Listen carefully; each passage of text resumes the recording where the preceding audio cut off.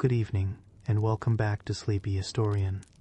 If these slow journeys through history have become part of your evenings, you can always leave a like, subscribe, and return whenever you need another peaceful walk through the past. Tonight, as the day quietly fades behind you and the small concerns of the present begin to loosen their grip, you are invited to travel far away from electric lights, crowded roads, and the endless stream of modern obligations. Together, we will wander into the ancient Greek world, a place that often survives in memory through marble temples, famous philosophers, and stories of heroic battles. Yet those grand images can sometimes hide a much simpler reality. For most people who lived in ancient Greece, life was not spent debating great ideas beneath columns or marching into history alongside legendary generals. Life was spent working, day after day, season after season, year after year, and if you had been born into that world, one question might have quietly shaped the course of your entire existence. What kind of work would give you the best life? But before we discover which occupations the Greeks admired most, there is a small question you might enjoy carrying with you through tonight's journey. If you had been born into the ancient Greek world without knowing your future, which kind of work do you think you would have hoped for? The answer may change as our story unfolds. The answer may be less obvious than it first appears. Many modern people assume that ancient societies admired wealth above everything else. It is easy to imagine every citizen chasing coins, property, and influence with the same intensity found in many places today. But the Greeks often measured success differently. Certainly wealth mattered. It could provide food, comfort, influence, and security. Yet wealth alone was rarely enough to earn admiration. A person could possess money and still be viewed as lacking refinement. A person could own property and still be considered ordinary. A person could accumulate riches and still remain excluded from the highest forms of social respect. Instead, many Greeks valued something that may seem surprisingly familiar. They valued the ability to live well, not simply to survive, not merely to become wealthy, but to live in a manner that allowed time for thought, conversation, civic participation, family responsibilities, religious observances, and the gradual cultivation of personal reputation. This ideal was not available to everyone. Far from it. The ancient Greek world rested upon labor. Farmers worked under the hot sun, sailors crossed dangerous seas, craftsmen stood for long hours beside furnaces and workshops, laborers carried stones, timber, and supplies through narrow streets. The comfort enjoyed by some often depended upon the efforts of many others. Yet within that reality, certain occupations acquired a special reputation. They seemed desirable, not perfect, not effortless, but desirable. And if one of these ancient occupations quietly stands out to you as we travel together tonight, you might enjoy sharing it in the comments. It is always fascinating to see which paths through history people find themselves drawn toward. As the evening unfolds, you will slowly encounter teachers who shaped young minds, officials entrusted with civic responsibility, merchants who connected distant shores, physicians who carried valuable knowledge, priests who served within sacred spaces, and many others whose professions attracted respect throughout Greek society. Some occupations offered stability, some offered influence, some offered intellectual satisfaction, others offered honor, and many combined these rewards with burdens that were less visible from a distance. You may notice as we travel together that the Greeks often admired occupations that provided a measure of freedom from relentless physical labor. This did not mean idleness. Ancient Greeks could be deeply suspicious of laziness. Rather, they admired work that allowed a person to participate more fully in public life, to speak, to learn, to advise, to manage, to guide, to contribute something beyond immediate survival. Imagine yourself standing at dawn within a Greek city-state. The air remains cool from the night. A faint breeze moves through narrow streets. Stone walls catch the first traces of sunlight. Somewhere nearby, a baker begins preparing the day's bread. A merchant opens a storage room. A craftsman arranges tools for another long day. A priest performs an early ritual. A teacher gathers materials for lessons. Across the city, hundreds of people rise to perform occupations that define not only their daily routines, but also their place within society. You are not looking at famous names preserved in history books. You are looking at ordinary lives. Yet these ordinary lives reveal something important. Ancient Greece was not merely a civilization of thinkers and warriors. It was a civilization of workers. Every building, every festival, every political assembly, every philosophical discussion depended upon countless forms of labor. And because work occupied so much of life, people naturally developed opinions about which occupations were worth pursuing, which jobs brought respect, which provided security, which allowed a person to avoid exhausting physical hardship, which created opportunities for influence, which occupations seemed most likely to leave behind a positive legacy. The answers varied from place to place. The Greek world was not one unified nation. It consisted of many city-states, each with its own customs, priorities, and traditions. An occupation admired in one city might receive less attention in another.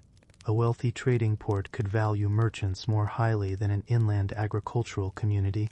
A politically active city might celebrate civic officials. A religious center might place greater emphasis on temple service. Even so, certain patterns appeared again and again. Throughout the Greek world, people recognized the advantages that accompanied education, expertise, responsibility, and public trust. Those qualities often elevated particular occupations above others. Yet tonight's journey is not simply about status. It is also about daily experience. Because when modern people imagine desirable professions, they often focus on rewards while overlooking routines. The Greeks understood that routines mattered. An occupation was not merely a title. It was a way of spending your days. A teacher spent long hours repeating lessons. A scribe copied records with careful attention. A magistrate listened to disputes. A physician traveled between households. A merchant managed shipments and negotiations. The reality of a profession emerged through repetition. Morning after morning, month after month, year after year. As we move through these occupations, you may begin noticing a gentle pattern. Many desirable professions offered something beyond money. They offered predictability. They offered identity. They offered a place within the social fabric. In a world where uncertainty was never far away, that could be extraordinarily valuable. Harvests sometimes failed. Storms disrupted trade. Political conflicts emerged. Disease appeared without warning. The future could never be guaranteed. Yet certain occupations created islands of relative stability amid that uncertainty. Not perfect safety. No such thing existed. But a measure of protection. A measure of confidence. A sense that tomorrow might resemble today. And for many people that alone represented a form of success. As you settle more deeply into this ancient world, there is no need to remember every detail. There will be no test waiting at the end. No list of dates to memorize. No names you must keep track of. Instead, allow yourself to drift gently through the rhythms of these lives. Notice the sounds, the footsteps on stone streets, the distant voices in marketplaces, the quiet scratching of a stylus across wax tablets, the soft movement of robes within temple courtyards, the creaking of ships resting at harbor, the murmur of conversation beneath shaded colonnades. This was a world that moved more slowly than our own. News traveled slowly. Journeys took time. Messages arrived days or weeks after they were sent. Patience was not merely a virtue. It was often a necessity. And perhaps that is one reason these occupations reveal so much about Greek society. They show what people valued when life moved at a different pace. They reveal what seemed worth pursuing when comfort was limited, uncertainty was common, and reputation unfolded gradually across decades rather than moments.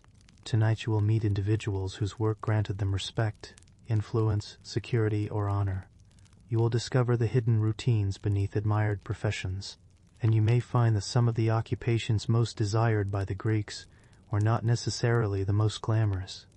Often they were simply the ones that offered a slightly steadier path through an unpredictable world. So find a comfortable position. Allow your force to settle. Let the modern world drift quietly into the distance.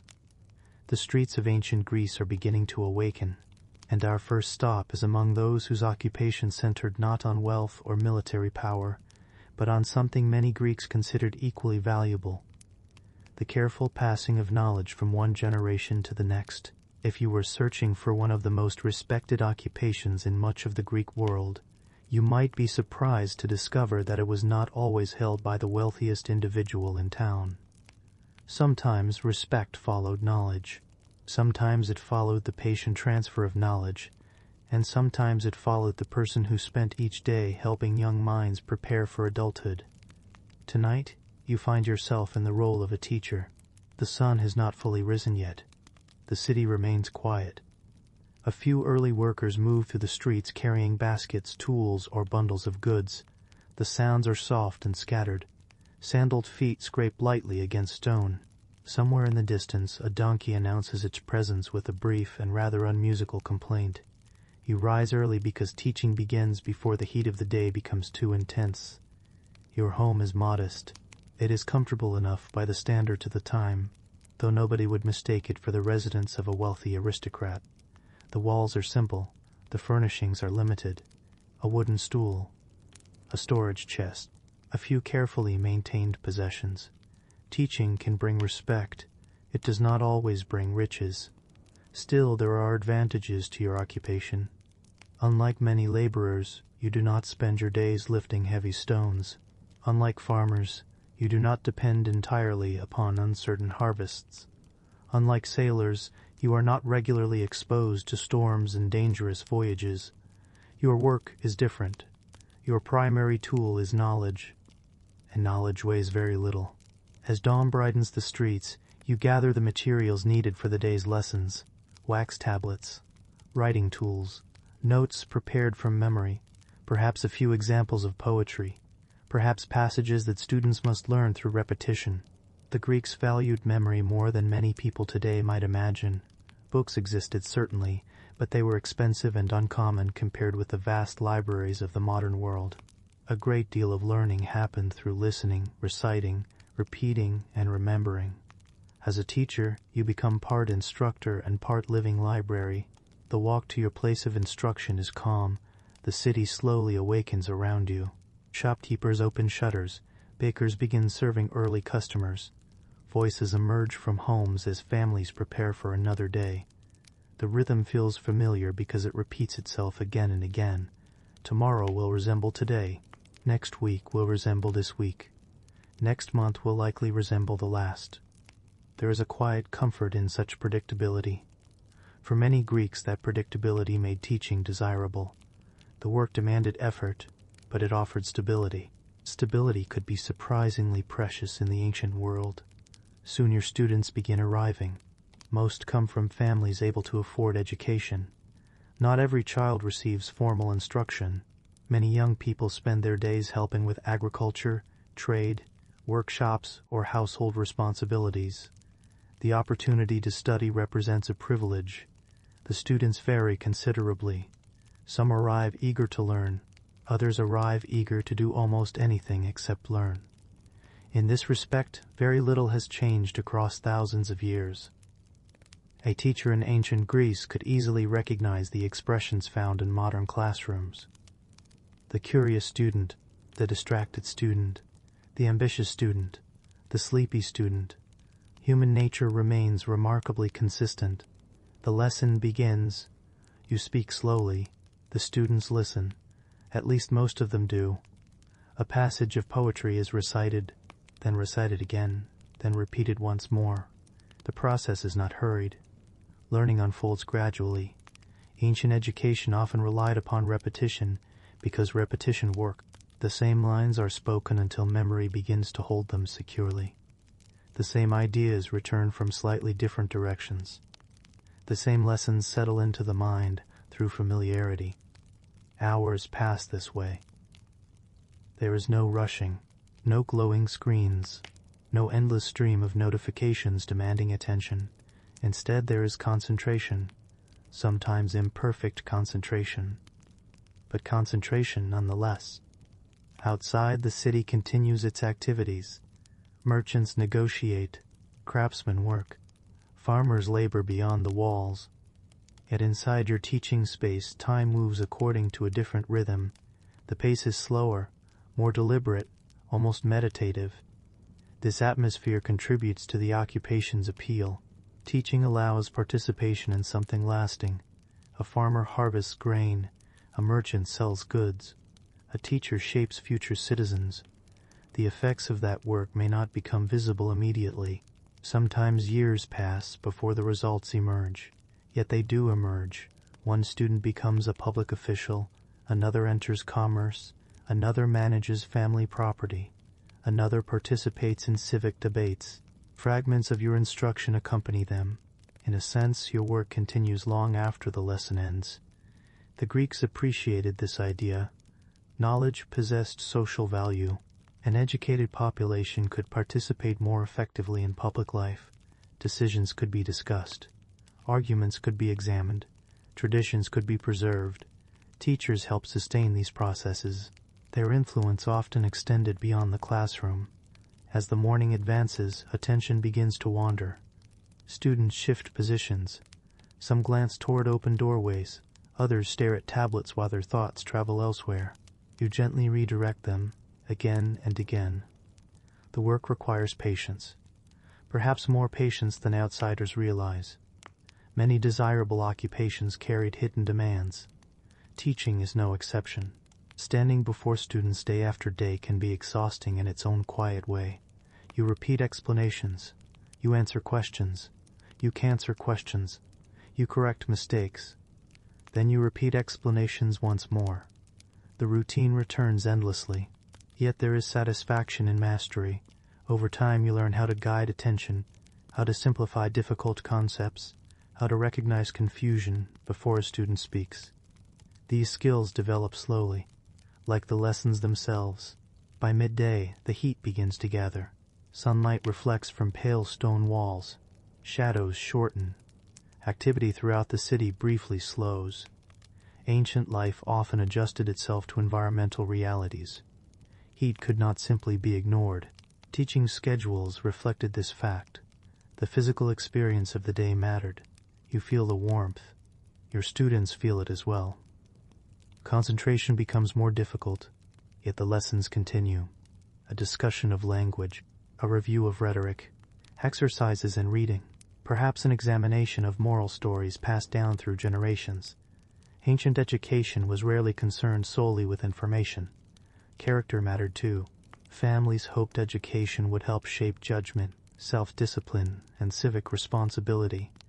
Whether these goals were always achieved is another matter. Human beings have always possessed an impressive ability to ignore good advice. Even so, the effort continued. Teachers occupied a position between generations. They served as bridges connecting past knowledge to future citizens. Such a role naturally attracted respect. Not universal respect, not unlimited authority, but meaningful respect nonetheless. As afternoon approaches, lessons gradually conclude.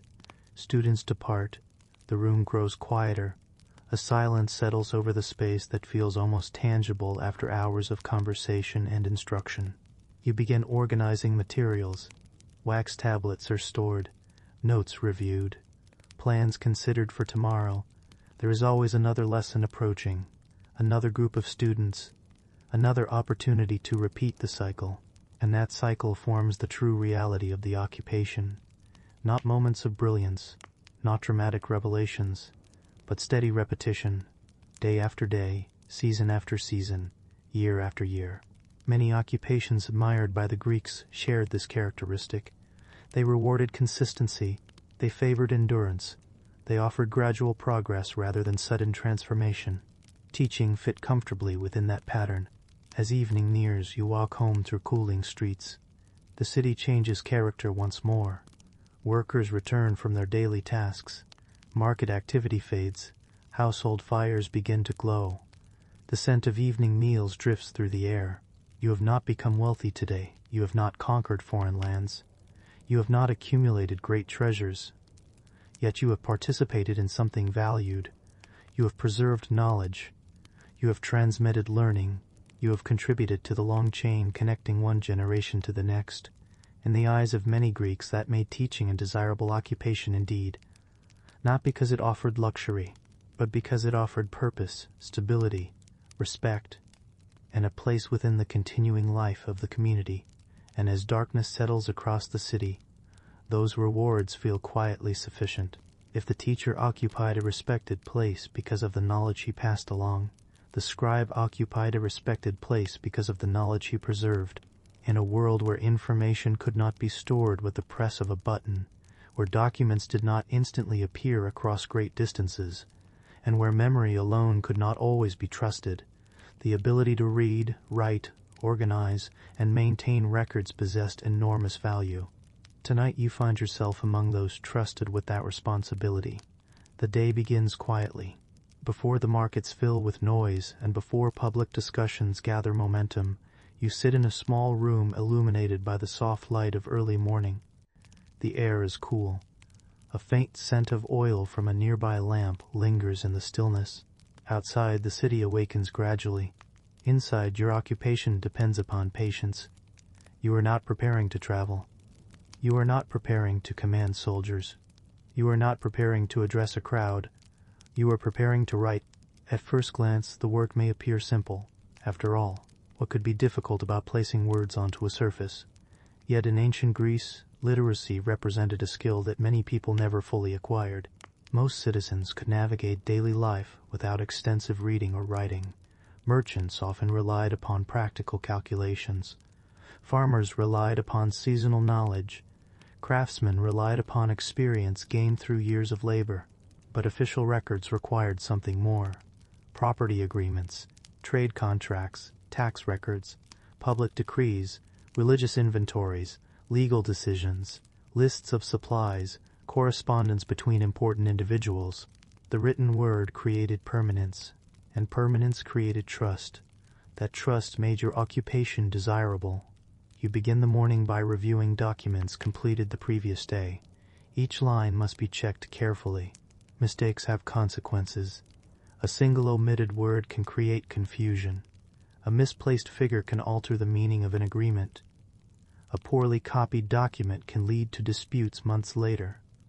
The responsibility is subtle, yet it is very real. Unlike occupations measured by physical strength, your work is measured by accuracy. Most people will never notice your success. They only notice your failures. This may sound familiar to anyone who has ever worked quietly behind the scenes. Still, the Greeks recognized the importance of such labor. Communities depended upon reliable records. Without them, property ownership became uncertain. Financial obligations became unclear. Government administration became chaotic. The smooth functioning of society often rested upon careful documentation. And so your morning unfolds through concentration. The scratching sound of writing becomes a steady companion. Line after line, column after column. Names, dates, locations, quantities, agreements. The work progresses slowly. There is no reason to rush. Speed is less important than precision. Ancient scribes often spent long periods seated in relative stillness. Compared with laborers carrying stone or farmers working under relentless sunlight, this indoor environment could seem remarkably comfortable. Comfort, however, did not mean ease. Hours of concentration create their own form of fatigue. Your eyes grow tired. Your shoulders become stiff. Your attention must continually return to the task. The challenge is mental rather than physical, and mental effort can be surprisingly draining. As sunlight brightens the room, visitors begin to arrive. A merchant requires documentation related to shipments. A property owner wishes to record an agreement. An official requests copies of public information. One by one, people bring pieces of their lives to your desk. You transform conversations into records. Temporary events become permanent entries. The process may appear ordinary, yet there is something quietly powerful about it. You help determine what will be remembered. Without written records, countless details vanish. Transactions disappear. Promises fade. Decisions become uncertain. The scribe stands between memory and forgetting. That position carries significance, and also carries status. Not necessarily the status enjoyed by wealthy aristocrats or celebrated politicians, but a different form of respect. People trust your competence. They trust your literacy. They trust your ability to manage information they cannot easily manage themselves. Trust is a valuable currency, and in many ancient communities it could be worth nearly as much as wealth. By midday the room grows warmer. Outside, market activity reaches its busiest point. Voices drift through open spaces. Animals move through crowded streets. Goods change hands. Negotiations rise and fall like waves. You remain at work. The world outside may be dynamic, but your responsibilities require steadiness. This contrast forms part of the occupation's appeal. Many desirable professions in ancient Greece offered protection from uncertainty. Not complete protection. No profession could provide that, but relative protection. A successful merchant might gain wealth, but risk losing everything during a dangerous voyage. A farmer might enjoy a good harvest one year and suffer drought the next. A scribe, by comparison, often occupied a more stable position. Communities always required records. Officials always required documentation. Organizations always required administration. The demand remained relatively consistent. This consistency brought a measure of security. Security was attractive, especially in a world where stability could never be taken for granted. As the afternoon advances, your attention shifts toward public records. Perhaps you are copying civic decrees, perhaps maintaining inventories, perhaps organizing legal information. The details vary from place to place, yet the underlying rhythm remains familiar. Read, verify, write, review, repeat, read. Verify, write, review, repeat. Hours pass almost unnoticed. The repetition becomes soothing, not exciting, not dramatic, merely steady. Ancient Greek society often admired occupations that rewarded discipline. The scribe embodied that principle. Success depended less upon bursts of brilliance and more upon consistency. A person who could maintain careful attention day after day became valuable. Over time, such reliability earned recognition. You begin to realize that literacy itself grants a certain perspective. Because you interact with records from many parts of society, you observe patterns invisible to others. You see commercial activity. You see legal disputes. You see public administration. You see evidence of changing fortunes. The city reveals itself through documents. A merchant sees trade. A farmer sees crops. A scribe sees connections. This broader awareness can create quiet influence. Information often gathers around those who manage it, not because they seek power, but because information naturally accumulates where records are kept. As evening approaches, the pace slows. Visitors become fewer. The room grows quieter. Long shadows stretch across floors and walls. You organize completed work. Documents are stored carefully. Materials are arranged for tomorrow. Order matters. A missing record can become tomorrow's problem. Preparation today prevents confusion later. This mindset gradually becomes part of your character. Many scribes develop habits of organization extending beyond their professional responsibilities. The occupation shapes the individual, just as the individual shapes the occupation. Outside, the city begins transitioning toward evening. The sounds soften. Market stalls close. Families return home. Cooking fires flicker to life. The air cools. After hours spent focused upon writing, the transition feels welcome.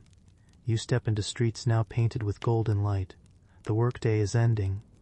Yet unlike some occupations, your body remains relatively unburdened. You are tired, certainly, but it is the fatigue of concentration rather than heavy labor. For many Greeks, this distinction mattered greatly. Physical exhaustion accompanied much of ancient life. Occupations offering partial relief from that burden naturally attracted admiration. As you walk home, you pass individuals engaged in countless other forms of work. Farmers returning from fields, craftsmen closing workshops, laborers carrying tools, merchants counting profits. Each occupation serves a purpose. Each contributes to society. Yet your own role occupies a unique place. You preserve information. You maintain continuity. You help transform fleeting events into enduring records. Tomorrow the cycle will begin again. More agreements, more inventories, more documentation, more careful attention to detail. The repetition may seem unremarkable, yet within that repetition lies the foundation of administrative life. Without scribes, governments struggle, businesses struggle, institutions struggle, communities struggle.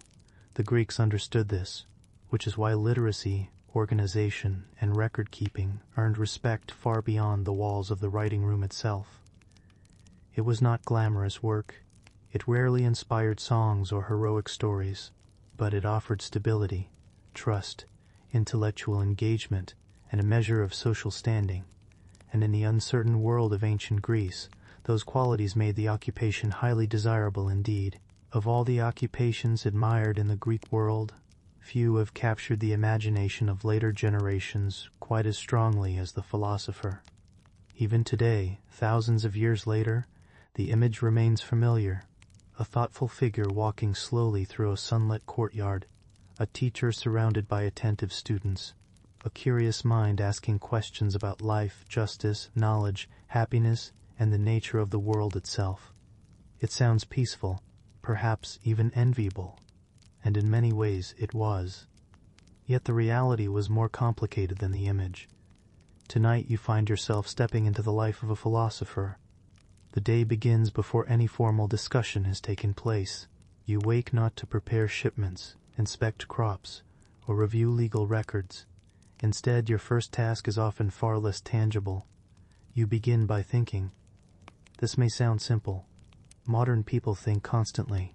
Thought follows thought from the moment many people wake until the moment they fall asleep. But the philosopher's occupation involves a different kind of thinking, not merely reacting, not merely remembering, not merely planning. The philosopher deliberately examines ideas. Questions are not obstacles. Questions are the work itself. As dawn slowly arrives, you sit quietly. The city awakens around you. Footsteps echo along stone streets. Animals stir. Smoke begins rising from household hearths. The familiar rhythm of daily life resumes. Yet your attention drifts towards subjects that cannot be measured or carried. What makes a person wise? What creates a just society? Can happiness be taught? What obligations do individuals owe to one another? These questions have no simple answers. That is precisely why philosophers return to them again and again. For many Greeks, this pursuit carried tremendous prestige. Knowledge had value. But wisdom possessed something even greater. Wisdom suggested judgment, discernment, perspective, the ability to see beyond immediate concerns. In a world often shaped by uncertainty, those qualities attracted admiration. Soon the day draws you toward places where conversation naturally gathers. A shaded colonnade, a public square, a courtyard attached to a school. Unlike many occupations, philosophy frequently unfolds in the company of others. Ideas become clearer when discussed. Arguments become stronger when tested. Questions become more interesting when shared. And so much of your work takes place through conversation. You meet students. Some are young, some are older. Some arrive eager to learn. Others arrive eager to challenge. The distinction is not always obvious. The Greeks valued debate. An idea that survives examination becomes stronger. An idea that collapses under scrutiny perhaps deserves to collapse. This attitude creates an environment that many outsiders find surprising. The philosopher is not necessarily expected to possess every answer. Instead, the philosopher is expected to pursue understanding honestly. That pursuit earns respect. The morning passes through discussion. A student asks whether wealth creates happiness. Another wonders whether courage can exist without fear. A third raises questions about leadership. The conversation moves slowly. No one rushes toward conclusions. Ideas are explored from multiple directions. Examples are considered. Assumptions examined. Definitions questioned. The pace feels almost leisurely, yet beneath that calm surface lies serious intellectual effort. Hours can pass in this manner. For many philosophers, this was among the occupation's greatest rewards. The work itself was engaging. Unlike repetitive labor focused entirely upon physical tasks, Philosophy offered continual variety. New questions emerged constantly. New perspectives appeared unexpectedly. No two conversations unfolded in exactly the same way. And yet, despite this variety, the occupation carried hidden challenges. One of the most significant involved uncertainty. Unlike magistrates, officials, or merchants, philosophers did not always enjoy clear professional structures. Their status often depended upon reputation. Students might seek instruction because they respected your ideas. Patrons might offer support because they valued your guidance. Communities might listen because they trusted your judgment. But none of these things were guaranteed. Reputation required continual maintenance. Respect had to be earned repeatedly. This reality created a subtle tension beneath the peaceful image. A philosopher could be admired. A philosopher could also be ignored. Ancient Greece celebrated wisdom, but it also expected wisdom to prove its value. As midday approaches, the heat begins settling over the city. Activity slows. Shadows become precious. You and your companions move toward cooler spaces, perhaps beneath covered walkways, perhaps within gardens, perhaps inside buildings designed to offer relief from the sun. Conversation continues. The setting changes. The questions remain. This pattern repeats day after day. The philosopher's life revolves around inquiry, not because questions are pleasant diversions, because questions shape understanding, and understanding shapes action. Many Greeks believed that a well-ordered life required reflection. Without reflection, people drift. They follow habits without examination.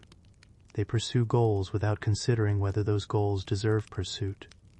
Philosophy offered an alternative, a deliberate attempt to think carefully about how life should be lived. That mission gave the occupation considerable prestige. Even individuals who never studied philosophy directly often respected those who did.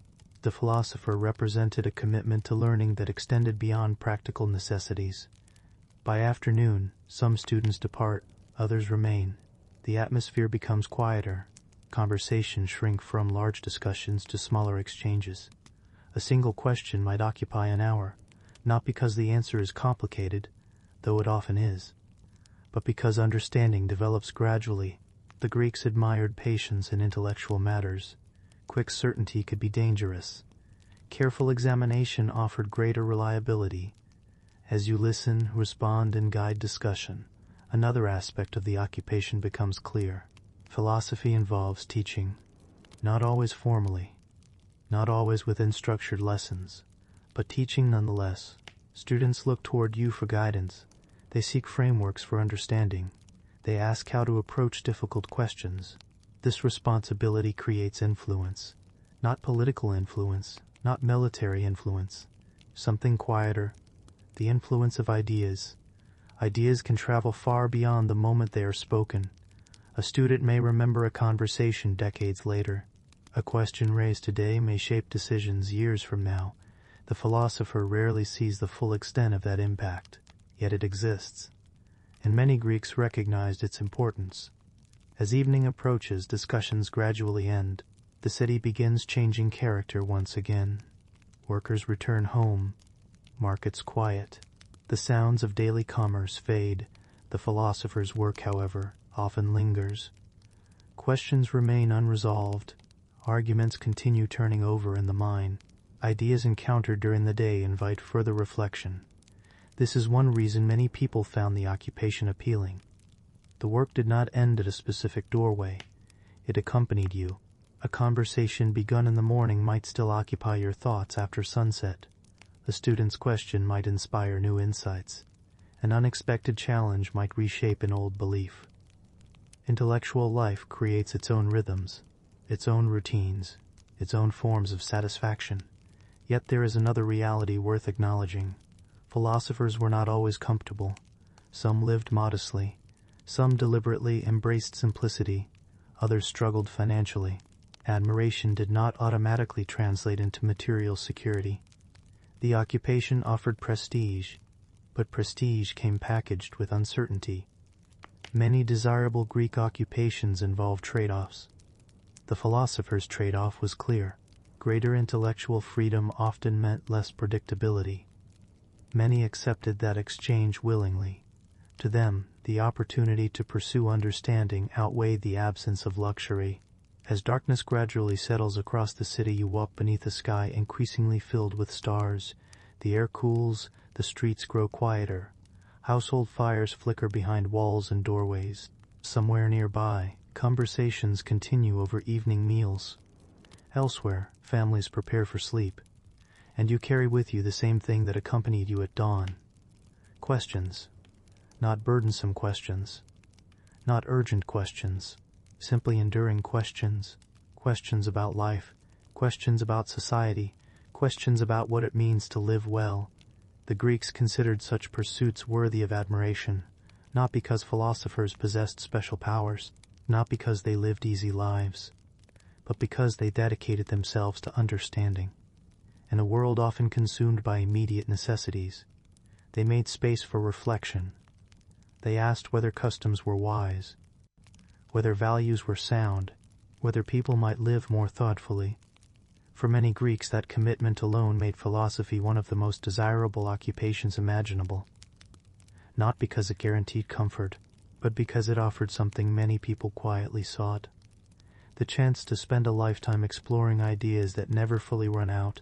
As the sun rises over the city-state, you leave behind the world of teachers, scribes, and philosophers, and enter a different kind of respected occupation. This is not a profession built primarily upon learning, nor is it devoted to preserving knowledge. Instead, it centers upon responsibility. The Greeks admired many qualities: wisdom, skill, discipline, experience. Yet they also admired something else: the willingness to accept civic duty. Tonight you find yourself serving as a public official. The title itself sounds impressive, perhaps even comfortable. Yet as you begin your day, you quickly discover that prestige and comfort are not always the same thing. Long before the city becomes fully active, your responsibilities are already waiting. A messenger has arrived with information requiring attention. A meeting must be prepared. Public matters need review. Questions have accumulated overnight. The city never truly sleeps. Even when streets grow quiet and households extinguish their lamps, the machinery of civic life continues moving. And now, you are one of the people expected to help keep it moving.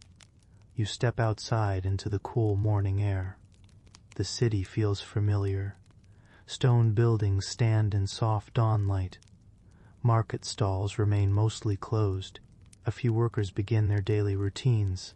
Smoke drifts lazily upward from cooking fires. It is peaceful now, but you know the peace will not last. As citizens awaken, requests and concerns will soon begin flowing toward officials like yourself. This is one reason the occupation earned respect. Public service required endurance. Most people see only the visible authority. They notice the position, the influence, the recognition. They rarely see the endless accumulation of responsibilities hidden beneath those advantages. As you make your way toward the administrative center, the city gradually awakens around you. Merchants prepare goods. Craftsmen unlock workshops. Laborers gather tools. The rhythm feels steady, predictable. Yet every person you pass depends, in one way or another, upon civic organization. Roads require maintenance. Public spaces require oversight. Markets require regulation. Religious festivals require planning. Disputes require procedures. Resources require management. None of these tasks happen automatically. Someone must coordinate them. Someone must make decisions.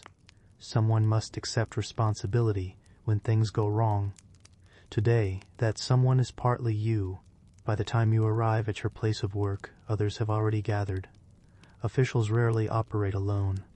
Civic administration depends upon cooperation. Discussions begin almost immediately. Reports are reviewed. Information is exchanged. Questions are raised. Small issues receive attention before they become larger ones. At least, that is the goal. The Greeks understood that effective governance often depends upon routine rather than dramatic action. Most successful administrations spend their time preventing problems rather than solving crises. Yet prevention rarely attracts attention. Citizens notice disasters. They rarely notice disasters that never occur. This creates one of the occupation's quiet frustrations. Success can become invisible. If the city functions smoothly, many people assume smooth functioning requires little effort. They do not see the countless decisions supporting that stability. The public official sees them every day. Hours pass through meetings. Discussions concern trade, infrastructure, religious events, legal procedures, resource allocation. Sometimes the subjects are significant. Sometimes they appear almost trivial.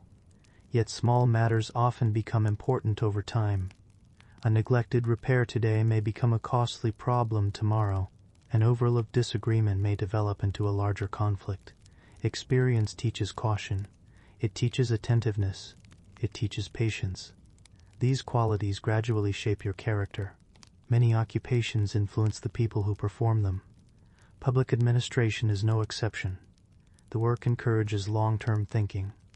Decisions rarely affect only the present moment.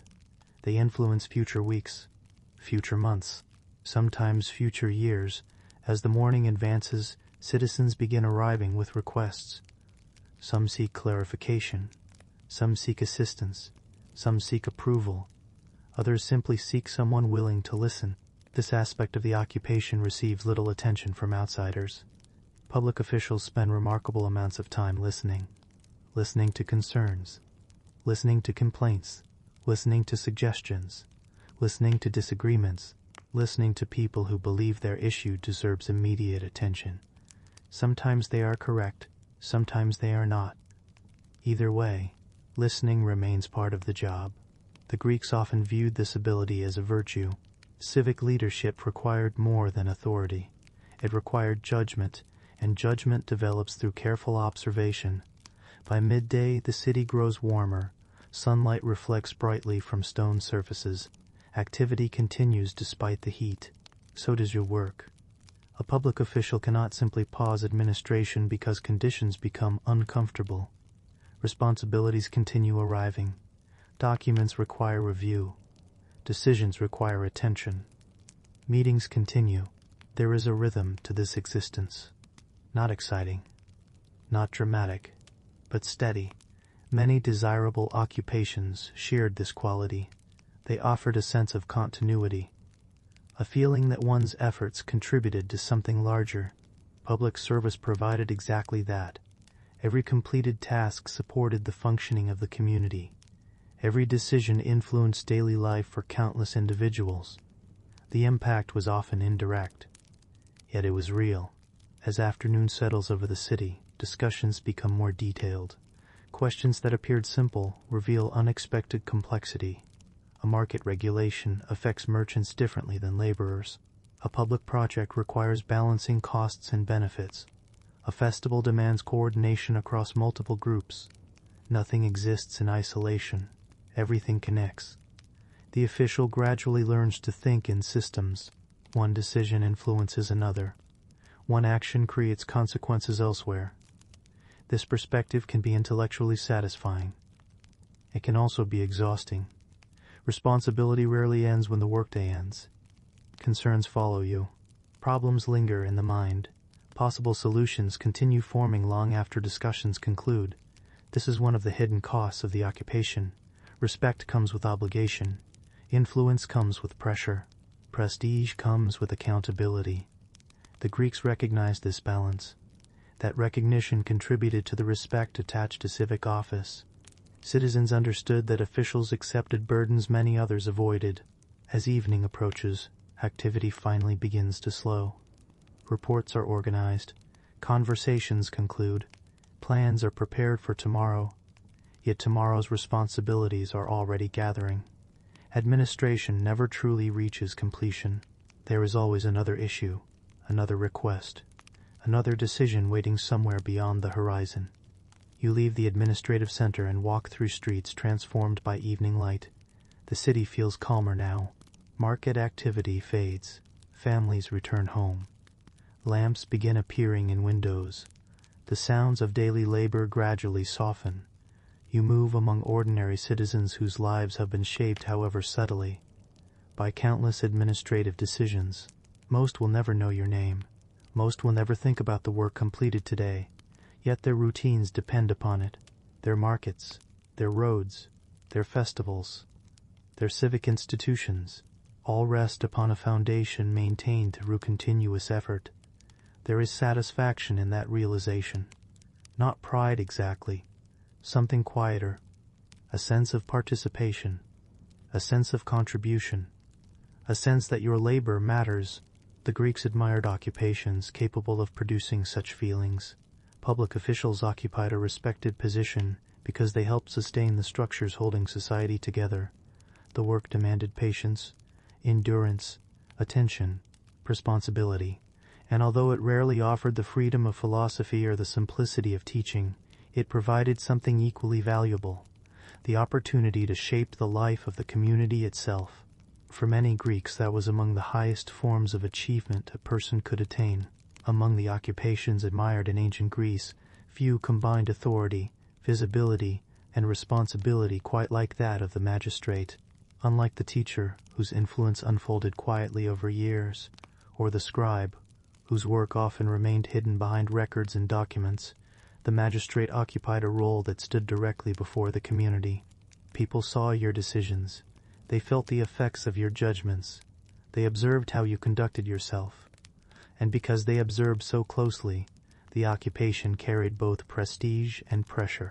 Tonight you find yourself stepping into that position. The morning begins before most citizens have fully started their day. A faint gray light stretches across the city. The streets remain calm. A few workers move through the cool air, preparing for another day of labor. You rise knowing that many people will soon bring their concerns before you. Not because they seek friendship, not because they seek conversation, but because they seek judgment. This is one of the fundamental realities of civic life. Disagreements emerge wherever people live together. Property boundaries become unclear. Business arrangements produce misunderstandings. Promises are remembered differently by different individuals. Conflicts arise, and when they do, communities require trusted figures capable of helping restore order. For many Greeks, the magistrate fulfilled that purpose. The role was not identical across every city-state. Different communities assigned different responsibilities. Yet a common theme remained. Magistrates helped maintain the structures through which society functioned. That responsibility earned considerable respect. As you walk toward the public space where duties will be performed, the city gradually awakens around you. Merchants begin arranging goods. Farmers arrive carrying produce. Artisans open workshops. The familiar rhythm of daily life unfolds. Yet unlike many of the people you pass, your work today will revolve around decisions rather than production. You will not create pottery. You will not harvest grain. You will not repair buildings. Instead, you will evaluate information. You will listen. You will weigh competing claims. You will attempt to determine what is fair. This sounds straightforward. In practice, it rarely is. Soon the first cases begin arriving. Two citizens disagree about an agreement. A business matter requires review. A complaint has been submitted. Witnesses provide accounts. Documents are examined. Questions are asked. The process unfolds slowly, deliberately. A careless decision can create additional problems. A thoughtful decision may help prevent future conflict. The Greeks valued this careful approach. Justice, in their view, required patience. Rushing toward conclusions often produced mistakes. As a magistrate, patience becomes one of your most valuable tools. Hours pass through listening. Listening may not sound demanding, yet sustained attention requires energy. One individual speaks, then another. Each believes their perspective deserves consideration. Each hopes for a favorable outcome. Some arguments are persuasive, others less so. Yet all require examination. This constant evaluation creates a unique form of mental fatigue. By midday, your body remains relatively comfortable. You have not carried heavy loads. You have not worked beneath relentless agricultural conditions, yet your mind feels occupied. Responsibility produces its own exhaustion, and responsibility follows every judgment. A farmer completes a harvest and sees tangible results. A craftsman finishes an object and can hold it in hand. A magistrate often experiences a different outcome. The result exists within people. A dispute is resolved. A decision is accepted. A conflict is reduced. Success becomes visible through restored order rather than physical creation.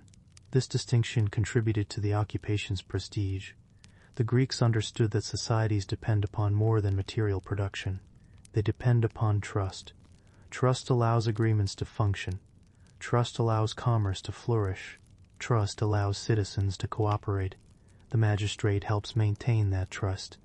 Without trusted judgment, uncertainty grows. As the day continues, the variety of matters before you becomes increasingly apparent. One issue concerns property, another concerns trade, another concerns civic obligations. No two situations are identical. Patterns exist, certainly. Experience helps, yet every case contains details requiring attention. This variety makes the occupation intellectually engaging. It also ensures that complacency remains dangerous. A magistrate who assumes too much risks, overlooking something important. The best magistrates cultivate observation. They notice inconsistencies. They identify gaps in explanations. They remain attentive even when familiar issues appear routine. Over time, these habits become second nature. You begin to understand why communities often selected respected and experienced individuals for such positions. Judgment develops gradually. It cannot simply be assigned. It must be cultivated. Afternoon sunlight stretches across stone surfaces. The city hums with activity beyond the public spaces where you work. Ships arrive at harbor. Goods move through markets. Workshops remain busy. Life continues. Yet within your sphere of responsibility, the pace remains measured. Questions, responses, evidence, reflection, decisions, again and again. The repetition becomes its own rhythm, not unlike teaching, not unlike record-keeping. Many desirable occupations in ancient Greece depended upon repetition. Mastery emerged through consistent practice rather than dramatic moments. The magistrate's profession followed the same pattern. One thoughtful judgment at a time, one careful decision after another, one day added to many previous days. As afternoon progresses, you become increasingly aware of visibility. Citizens watch. They observe not only decisions but behavior. Fairness must be demonstrated as well as practiced. A magistrate's reputation becomes a valuable asset. Trust accumulates slowly. It can disappear quickly. This reality encourages restraint. It encourages discipline. It encourages awareness that authority belongs partly to the office and partly to the confidence of the community. For many Greeks, this connection between reputation and responsibility represented an important civic principle. Respect was earned.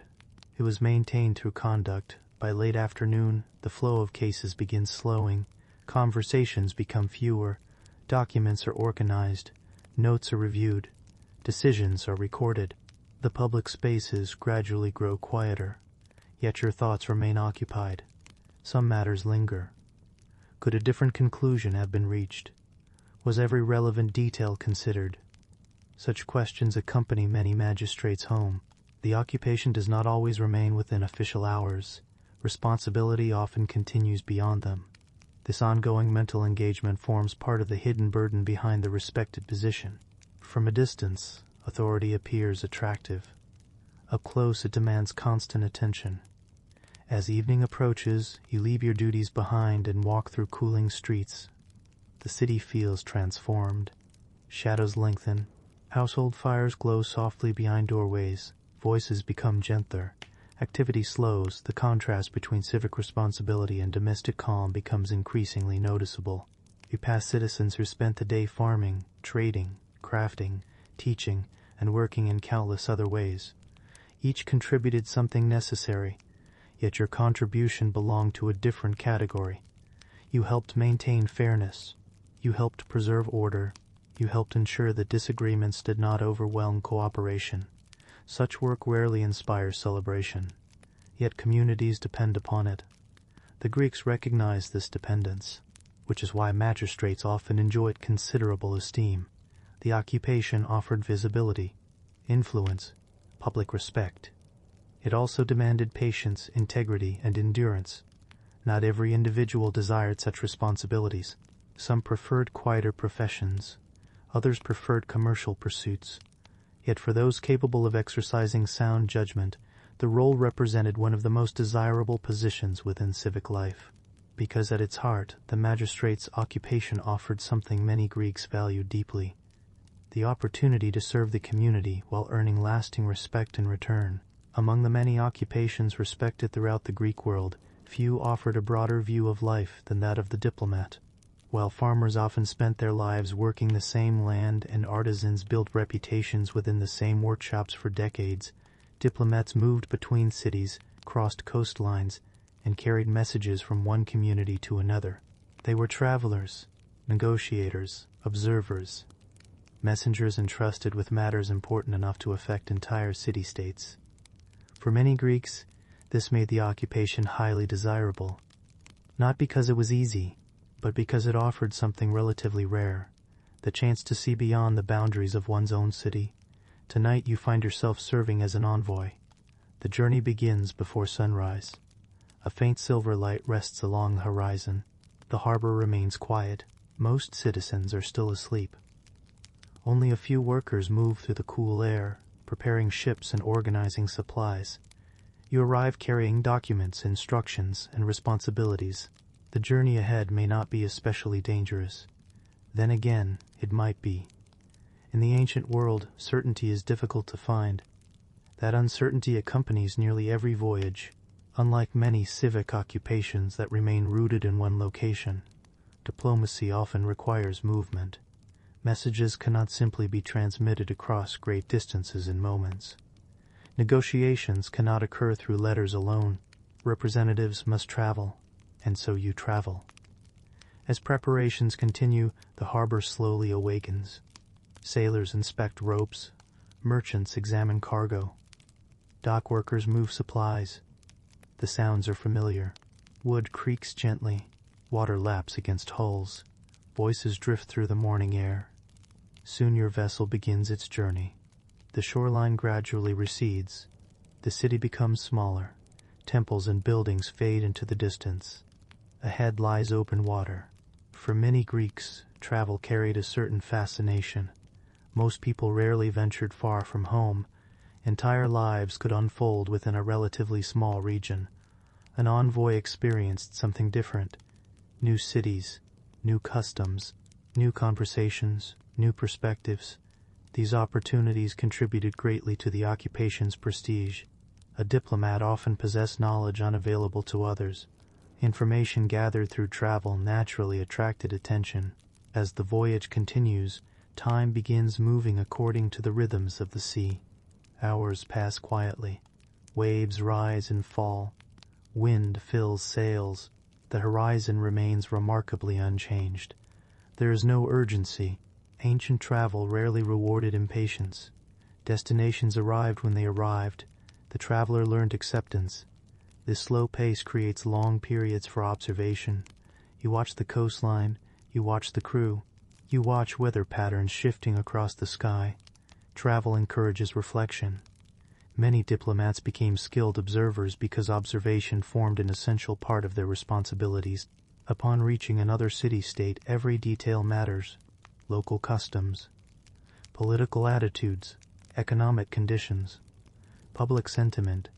A successful envoy pays attention. Soon land appears once more. Another harbor, another collection of buildings, another community with its own priorities and traditions.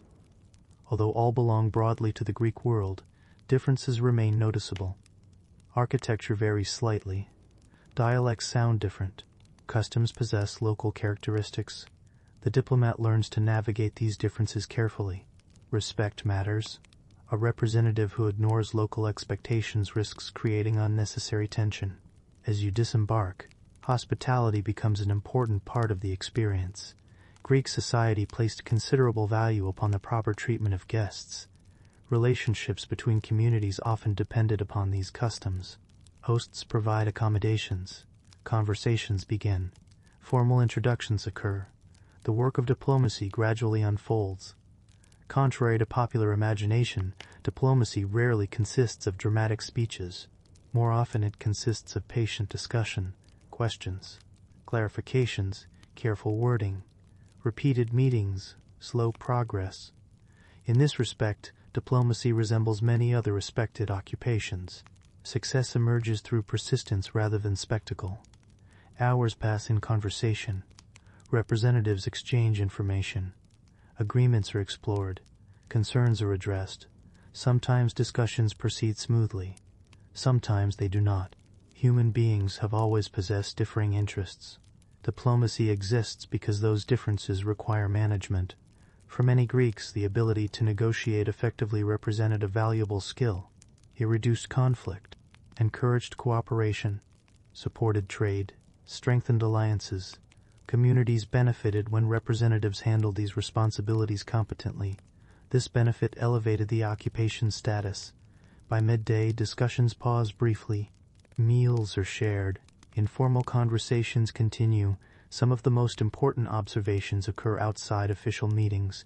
A diplomat learns through listening, through watching, through noticing what people emphasize and what they avoid discussing. Information rarely arrives neatly organized. It must be gathered gradually, piece by piece.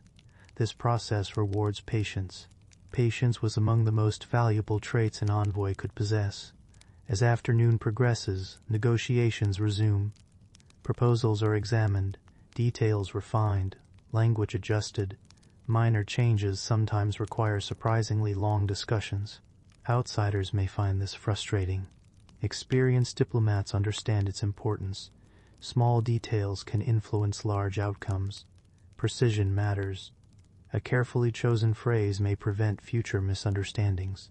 A poorly chosen phrase may create them. The occupation therefore demands attention similar to that required of scribes and magistrates. Accuracy protects stability. Stability protects relationships. Throughout the day, you become increasingly aware of another reason. Diplomacy attracted admiration. The occupation combined intellectual effort with practical influence. Philosophers discussed ideas. Diplomats applied judgment directly to real-world relationships. Their decisions affected trade routes, alliances, security, economic opportunities. The consequences extended beyond individual households. Entire communities could feel the effects. Such influence naturally brought respect. Yet influence also brought pressure. Expectations remain high. Failure can have consequences. An unsuccessful negotiation may create difficulties for years. The burden is rarely visible from the outside, yet it accompanies every discussion. As evening approaches, formal meetings conclude. The atmosphere relaxes slightly. Torches illuminate courtyards and gathering spaces. Conversations become less structured, yet the work continues. Diplomacy often advances through relationships as much as through official agreements. Trust develops gradually. Shared meals, repeated interactions, demonstrated reliability, these factors matter, perhaps more than many people realize. The Greeks understood that political relationships ultimately depend upon human relationships. An envoy therefore represents not merely a city-state but also its character. Courtesy becomes a professional skill. So does restraint. So does attentiveness. The occupation shapes behavior. Over time, diplomats learn to remain calm amid disagreement. They learn to listen carefully. They learn that immediate reactions are often less useful than thoughtful responses. Such habits contribute to the profession's reputation. As night settles over the city, you finally find a quiet moment for reflection. The day has been long, not physically exhausting, yet mentally demanding. Discussions require concentration. Travel requires endurance. Responsibility requires discipline. These demands explain why successful diplomats earned admiration. The position offered opportunities unavailable to most citizens. Travel, influence, knowledge, prestige. At the same time, it demanded patience and judgment in equal measure. Looking across the darkened harbor, you think about the distance separating this city from home. The sea lies between them, yet through diplomacy, that distance feels smaller. Messages travel, agreements form. Cooperation becomes possible. The envoy helps build those connections. Tomorrow more conversations await, more negotiations, more observations, more careful efforts to guide relationships in productive directions. The work never truly ends. Communities continue interacting. Interests continue evolving. New questions continue emerging. And somewhere, another journey is already beginning.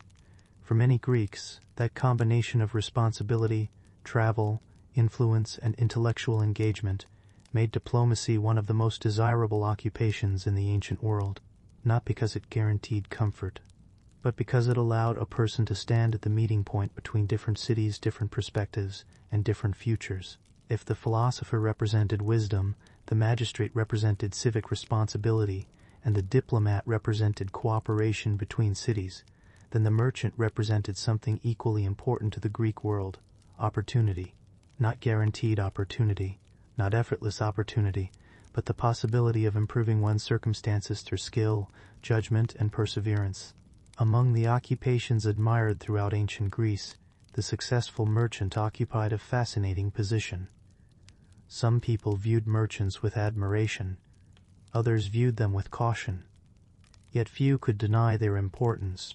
Without merchants, goods remained trapped where they were produced. Ideas traveled more slowly. Cities became poorer. Markets became smaller. Communities became more isolated. The merchant helped connect worlds. Tonight you find yourself among them. The day begins long before the marketplace becomes crowded. The harbor still rests beneath darkness. A few lanterns glow softly. The sea reflects faint starlight. Most of the city sleeps.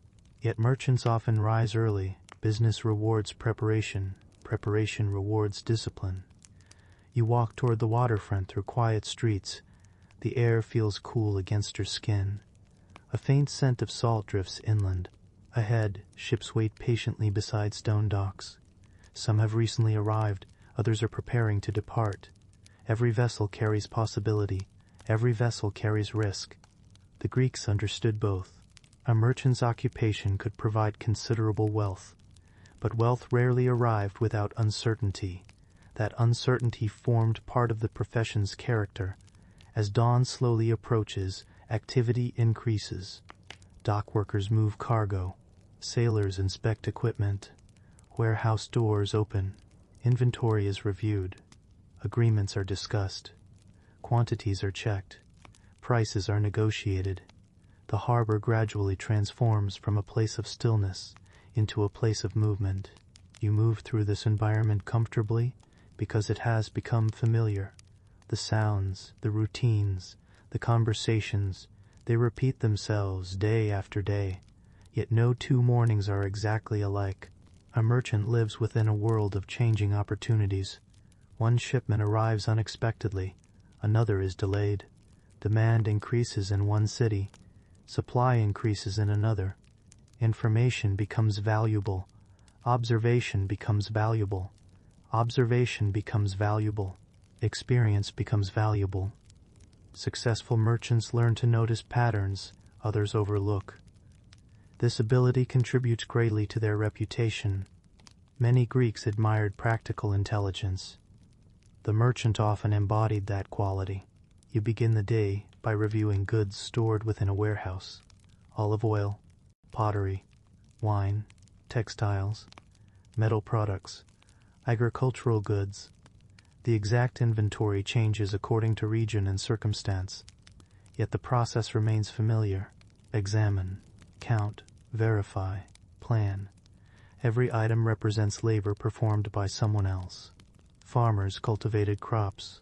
Craftsmen shaped materials. Laborers transported goods. The merchant stands at the point where these efforts enter broader networks of exchange. This position provides unique advantages. It also creates unique responsibilities. A poor decision can affect many people. A wise decision can create opportunities for entire communities. As sunlight gradually fills the harbor, negotiations begin. One of the most important skills in commerce is conversation. Outsiders sometimes imagine trade as a purely financial activity. The Greeks knew better. Trade depends upon relationships. Relationships depend upon trust. Trust develops slowly, just as it does in diplomacy. A merchant who repeatedly demonstrates reliability gains advantages unavailable to others. Partners return. Agreements become easier. Opportunities multiply. Reputation becomes a valuable asset, sometimes more valuable than cargo itself. Hours pass through discussions, quantities, prices, delivery schedules, future possibilities. The details vary endlessly, yet beneath them lies a consistent goal, creating exchanges that benefit both sides. Successful merchants understand this principle. Short-term gains achieved through dishonesty often produce long-term losses. Sustainable success depends upon reliability. This reality helps explain why respected merchants earned admiration. They demonstrated judgment rather than mere ambition. By midday, the marketplace reaches its busiest period. Voices fill the air. Buyers and sellers move through crowded spaces. Goods change hands continuously. The city feels alive. Energy flows through every street leading toward the harbor. For many merchants, this atmosphere is deeply satisfying. Commerce transforms movement into opportunity. Ships arriving from distant regions bring unfamiliar products, new information, new possibilities. The world seems larger because trade exists. This broader perspective contributes to the occupation's appeal. Most citizens experience only a small portion of the Greek world. Merchants often interact with many different regions. Through business, they encounter diverse customs, prices, resources, and ideas. Their understanding extends beyond local boundaries. Such knowledge naturally attracts attention. It also creates influence. As afternoon progresses, practical challenges emerge. A shipment requires inspection. Storage arrangements need adjustment. Transportation must be coordinated. Successful commerce depends upon organization. Wealth does not simply appear, it must be managed. This reality often surprises people who imagine merchants spending their days counting profits. In truth, much of the occupation involves solving problems. Small problems. Repeatedly. Efficiently. One delay affects another. One missing item creates complications elsewhere. Attention to detail becomes essential. The Greeks admired this competence. A prosperous merchant was often viewed as evidence of discipline and capability rather than luck alone. Yet uncertainty never disappears completely. Looking across the harbor, you notice ships preparing for departure. Soon they will cross waters that can become unpredictable. Storms remain possible. Delays remain possible. Losses remain possible. Every merchant understands this. Commerce offers opportunity because risk exists. Without risk, rewards would be smaller. This balance between danger and possibility gives the occupation much of its character. Wealth achieved through trade often carried a sense of accomplishment precisely because it had not been guaranteed. As the afternoon slowly transitions toward evening, business activity begins declining. The busiest negotiations have concluded. Inventories are updated. Agreements recorded. Plans made for tomorrow. Yet tomorrow already waits just beyond the horizon. Another shipment, another conversation, another opportunity, another uncertainty. The cycle never truly ends, and many merchants find comfort in that continuity. Commerce creates routines just as surely as teaching or administration. The details change, the underlying rhythm remains. As evening settles across the city, golden light reflects from the harbor waters. Workers return home. Warehouse doors close. Voices become quieter. The pace softens. You pause for a moment and observe the scene. Ships rest at their moorings. Goods sit safely stored. Agreements have been completed. The day has been productive, perhaps profitable. Yet profit alone does not explain the occupation's appeal. The merchant enjoys something many Greeks value deeply: independence. Success often depends upon personal judgment, personal effort, personal reputation. This combination can be deeply satisfying. It allows individuals to shape their own fortunes more directly than many other professions permit. Of course, not every merchant becomes wealthy. Not every voyage succeeds.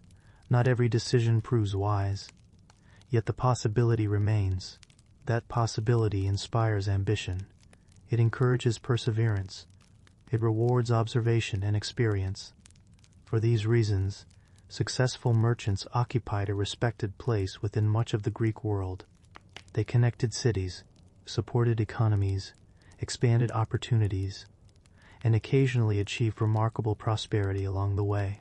As darkness gathers over the harbor and the final sounds of commerce fade into the evening air, you understand why many people viewed the occupation as desirable. It offered stability for those who succeeded, wealth for those who excelled, and a window onto a world much larger than the city itself. Not every admired occupation in ancient Greece involved public influence, political responsibility, or long-distance travel. Some of the most respected individuals spent their lives in workshops. They worked with clay, wood, bronze, silver, stone, leather, and countless other materials. Their names were often known not because they governed cities or negotiated treaties, but because they made things exceptionally well.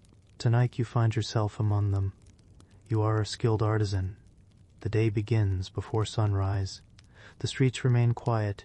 The city still belongs to shadows and the occasional glow of a household fire.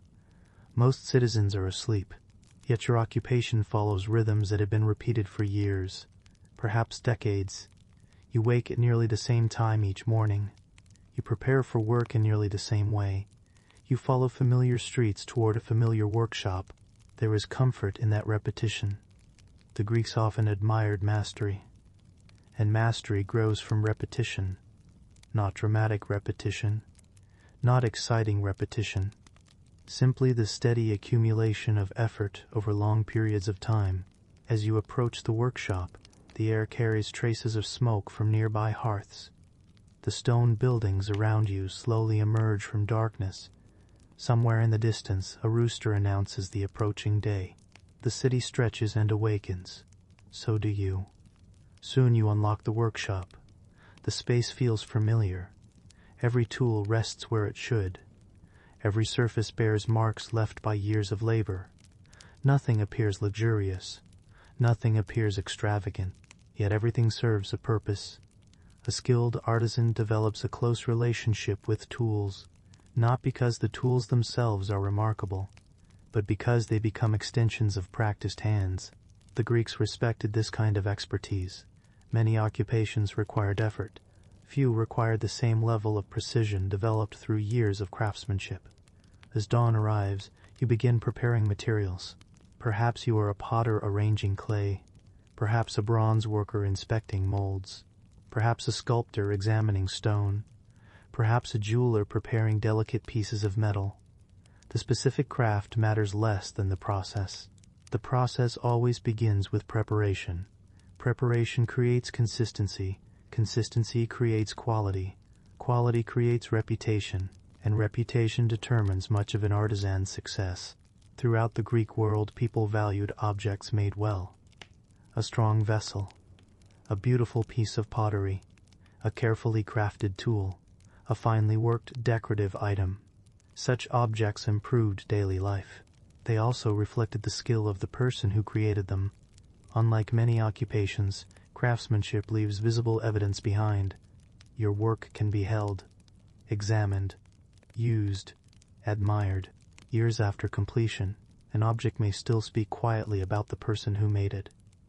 This possibility appeals to many artisans. There is satisfaction in creating something durable, something useful, something capable of outlasting the day in which it was made. The morning progresses steadily. Your hands move through familiar motions, shape, adjust, examine, refine, repeat. The rhythm becomes almost hypnotic. Outside, the city grows louder. Inside, your attention remains focused. The workshop creates its own world, a world measured not by speeches or political debates, but by gradual improvement. A small imperfection receives attention. A rough edge becomes smooth. A shape becomes more balanced. Details matter. The Greeks admired attention to detail, particularly when that attention produced excellence. Excellence held special significance in Greek culture. There was a widespread appreciation for doing things well, not merely adequately, not merely quickly. Well, the skilled artisan embodied this principle. Each object became an opportunity to demonstrate care and competence. As the hours pass, you begin noticing something many outsiders overlook. Craftsmanship involves thinking. From a distance, physical labor and intellectual labor often appear separate. The artisan knows better. Every decision requires judgment, material selection, design choices, problem solving, adaptation. Experience accumulates not only in the hands but also in the mind. A master artisan sees possibilities invisible to a beginner. The Greeks respected this accumulated expertise. It represented years of disciplined effort. By midday, sunlight reaches deeper into the workshop. The air grows warmer. Activity throughout the city reaches its busiest point. Markets fill with people.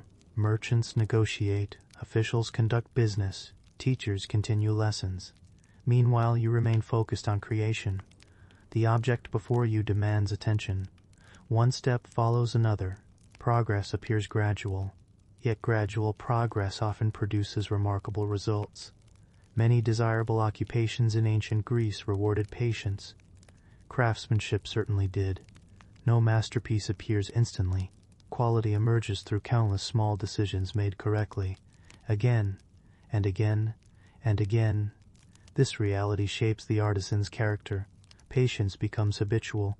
Observation becomes habitual. Discipline becomes habitual.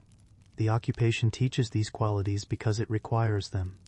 Eventually, apprentices may join your work. Many workshops included younger individuals learning the craft. This introduces another respected aspect of the profession: knowledge transmission. The artisan does not merely create objects. The artisan helps preserve techniques. Skills pass from one generation to the next. Methods refined over decades survive because someone takes the time to teach them. The process resembles teaching in many ways. Lessons occur through demonstration rather than lecture. Observe carefully, try again. Correct mistakes, practice patiently. Mastery arrives slowly. The apprentice learns. The craft continues. The community benefits.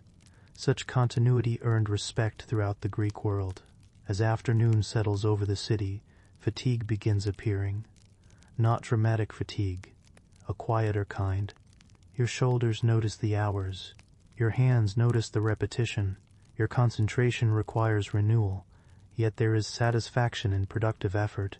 The workshop slowly fills with completed pieces, visible evidence of the day's labor. This visibility distinguishes craftsmanship from many occupations. A philosopher may spend hours discussing ideas. An official may spend hours making decisions. Their accomplishments often remain abstract. The artisan can point directly toward results. There, that object did not exist this morning. Now it does. That simple reality can be deeply rewarding. The Greeks understood this, which is why skilled craftsmen often enjoyed considerable admiration. Not everyone possessed the patience necessary to achieve such expertise. Not everyone possessed the dedication required to maintain it. By late afternoon, customers occasionally arrive. Some wish to purchase goods. Others wish to place orders. Some simply wish to examine completed work. These interactions reinforce the importance of reputation. A well-known artisan attracts attention. Quality spreads through word of mouth. Satisfied customers return. Recommendations travel. Over time, a successful workshop becomes a respected institution within the community. This stability contributes significantly to the occupation's appeal. Many artisans achieved comfortable lives through consistent excellence, perhaps not the immense wealth associated with the most successful merchants, yet often something equally valuable: predictability, reliable demand, professional pride, a respected place within society. As evening approaches, the pace slows, tools are cleaned, materials are stored, workspaces are organized. The workshop gradually falls silent. Outside, the city begins preparing for night. Market activity declines, household fires brighten, voices soften. You pause briefly before leaving. The completed work remains behind, rows of finished objects, evidence of another productive day. Some will be sold tomorrow. Some will remain longer. Some may travel far beyond the city.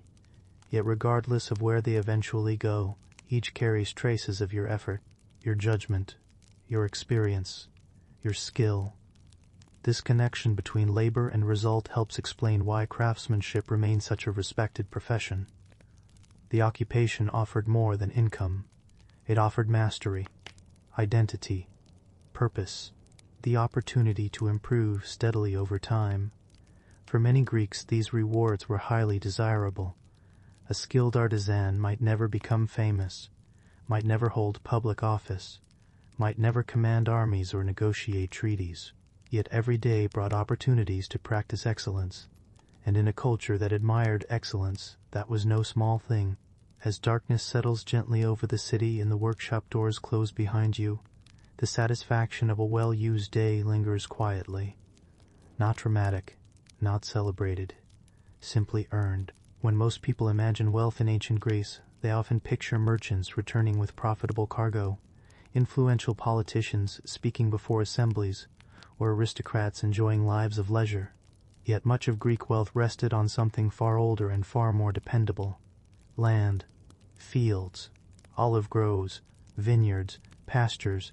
The ancient world depended upon agriculture, and wherever valuable land existed, someone needed to oversee it. Tonight you find yourself in one of the more desirable occupations available to a capable and trusted individual. You are an estate manager. Unlike the owner of the estate, you may not possess vast wealth personally, yet you occupy a position of considerable responsibility. You oversee resources, coordinate labor, monitor production, and help ensure that the property continues functioning smoothly from season to season. For many Greeks, this role represented an attractive balance between authority and stability. The day begins before sunrise. A cool gray light hangs over the countryside. The air smells faintly of earth, grass, and distant wood smoke. Unlike the crowded streets of the city, the landscape around you feels spacious, quiet, patient. The hills and fields remain unchanged from yesterday. They will likely appear much the same tomorrow. Agriculture moves according to rhythms far older than any individual life. As estate manager, your work begins by observing those rhythms. You step outside and look across the property. Olive trees stretch into the distance. Stone walls divide fields. Vines follow gentle slopes. Small structures stand quietly in the fading darkness. Nothing dramatic is happening, yet beneath the stillness lies constant activity. Plants grow, animals feed, workers prepare for another day. The estate never truly stops. Your responsibility is not to perform every task personally. That would be impossible. Instead, you coordinate, you supervise, you plan. In many ways, the occupation resembles public administration on a smaller scale. A city official manages civic systems. An estate manager manages agricultural systems. Both require organization. Both require foresight. Both require patience. As dawn brightens the landscape, workers begin arriving. Some head toward fields, others toward storage buildings, others toward livestock. You greet familiar faces. The relationships formed over years of shared labor become important. Agriculture depends upon cooperation. No single individual can maintain a large estate alone. Successful management, therefore, requires more than authority. It requires trust. The Greeks understood this. A respected manager earned cooperation through competence. People followed effective leadership because effective leadership produced results. The morning quickly fills with practical responsibilities. A section of fencing requires attention. Storage inventories need review. Work assignments must be organized. Weather conditions require consideration. Every decision influences the efficiency of the estate. None of these tasks seem especially glamorous. Yet together they determine success or failure. This reality explains much about the occupation's appeal. Estate management rewards judgment, not speeches, not appearances, results.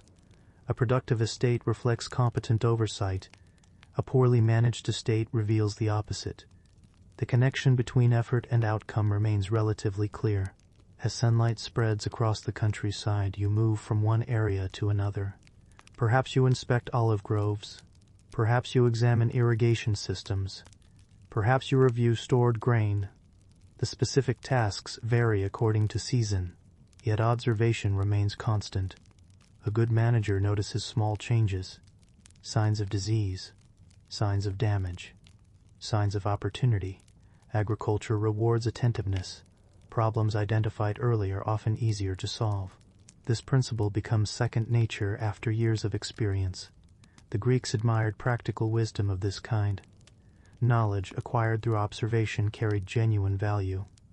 By midday, warmth settles across the land. Workers pause briefly. Shadows become welcome.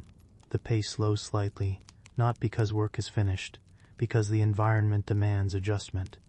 Ancient life required cooperation with natural conditions. Heat, rain, drought, and seasonal changes influenced every aspect of agricultural production. Unlike merchants who negotiated with markets or diplomats who negotiated with people, estate managers often negotiated with nature itself. Nature rarely compromises.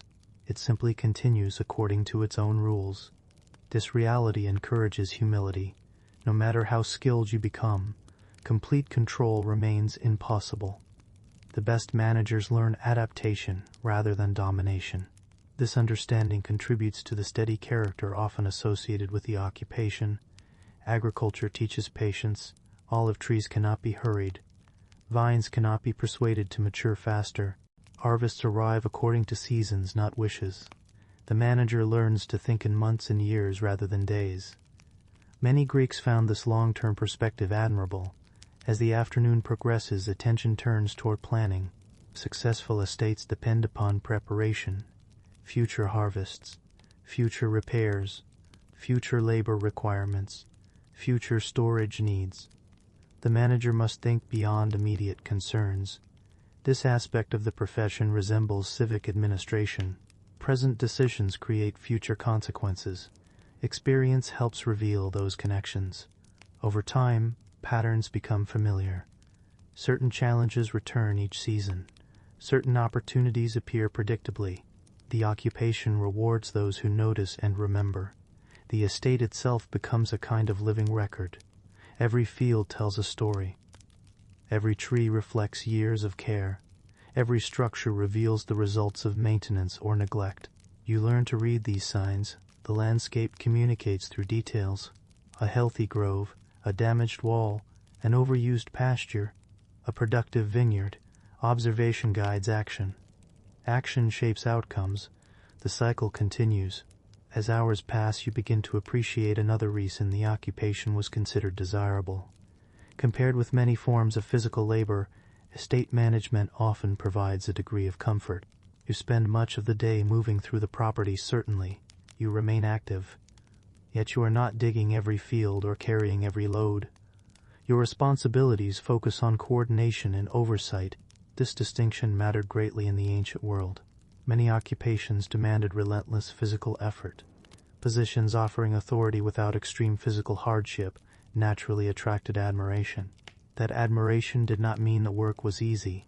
Mental responsibilities replaced some physical ones. The manager carries accountability, poor harvests, inefficient organization, unnecessary losses. Such outcomes reflect upon leadership. Responsibility follows the occupation everywhere. Even during quiet moments, future concerns remain present. Will the next season be favorable? Will repairs hold? Will production meet expectations? These questions accompany every manager. By late afternoon, the countryside begins softening beneath changing light. Workers complete tasks and gradually return towards storage buildings and homes. Tools are organized, reports shared, plans discussed. The estate transitions toward evening. You review the day. What was accomplished? What still requires attention? What should happen tomorrow? This habit of continual assessment becomes part of the profession. Improvement rarely arrives through dramatic change. More often it arrives through countless small adjustments made consistently over time. Many desirable occupations in ancient Greece followed this pattern. The estate manager's role certainly did. As evening settles over the fields, a remarkable sense of stability emerges. The land remains, the trees remain, the buildings remain, the buildings remain. Tomorrow's work is already waiting, yet that predictability can feel comforting. the estate provides continuity, a connection between seasons, generations, and daily labor. For many Greeks, such continuity represented a form of wealth in itself. Not merely financial wealth, something deeper, security, reliability, a sense that life rests upon solid foundations. You stand for a moment overlooking the property. The last light lingers across distant hills. Olive trees cast long shadows.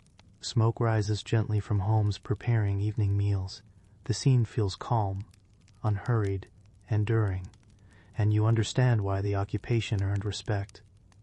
Estate management offered responsibility without constant uncertainty, authority without excessive public visibility, stability without complete monotony. It connected a person to the land while sparing them some of the harshest demands of agricultural labor. It rewarded observation, planning, discipline, patience. These were qualities many Greeks admired deeply. As darkness gradually settles across the countryside, the estate grows quiet. Tomorrow another day of oversight and preparation awaits. Another day of small decisions influencing long-term outcomes. Another day of maintaining something larger than yourself. For many people in the ancient world, that represented a life both respectable and desirable.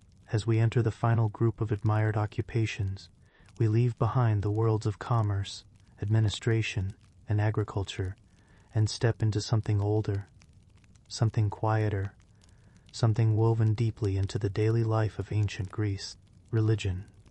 To modernize, it can be tempting to imagine religion as a separate part of life, a place people visited occasionally, a set of beliefs reserved for special occasions.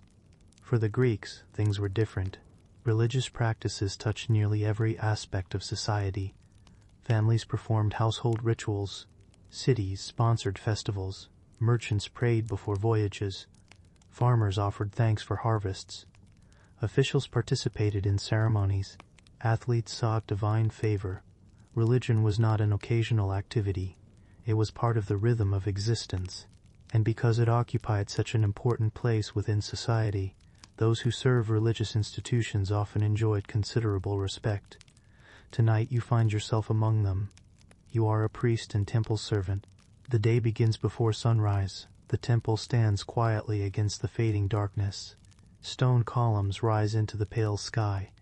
Torches flicker softly. The air feels cool, still, almost suspended between night and day. Few places in the city remain as peaceful at this hour. As you approach the sacred grounds, your footsteps echo gently against stone. The sounds of ordinary life remain distant. Markets have not opened. Workshops remain silent. Most homes are still asleep. For a brief moment it feels as though the entire city is holding its breath. This calm atmosphere forms part of the occupation's appeal. Many respected professions required constant interaction with disputes, negotiations, or practical concerns. Temple service offered something different. A connection to ritual, a connection to continuity, a connection to traditions stretching far into the past. As dawn approaches, preparations begin. Lamps require attention. Sacred spaces must be cleaned, offerings arranged, ceremonial objects inspected. The tasks themselves are not particularly dramatic. In fact, much of temple life consists of routine, careful, repetitive, orderly routine. This surprises many people. From a distance, religious service may appear mysterious. Up close, it often resembles stewardship. You maintain sacred spaces, you preserve customs, you ensure that ceremonies proceed properly. The Greeks valued this reliability. Religious traditions connected communities to shared identities. Those traditions required caretakers. The morning slowly brightens. Sunlight begins touching the highest portions of the temple. Stone surfaces glow softly. Visitors arrive. Some come seeking guidance. Some bring offerings. Some simply wish to participate in daily rituals. You greet them calmly. The role requires dignity rather than authority. People do not visit solely because rules compel them. They visit because sacred traditions hold meaning. This distinction contributes to the respect attached to temple service. Influence arises through trust and reverence rather than power. As the day progresses, ceremonies occur. Prayers, offerings.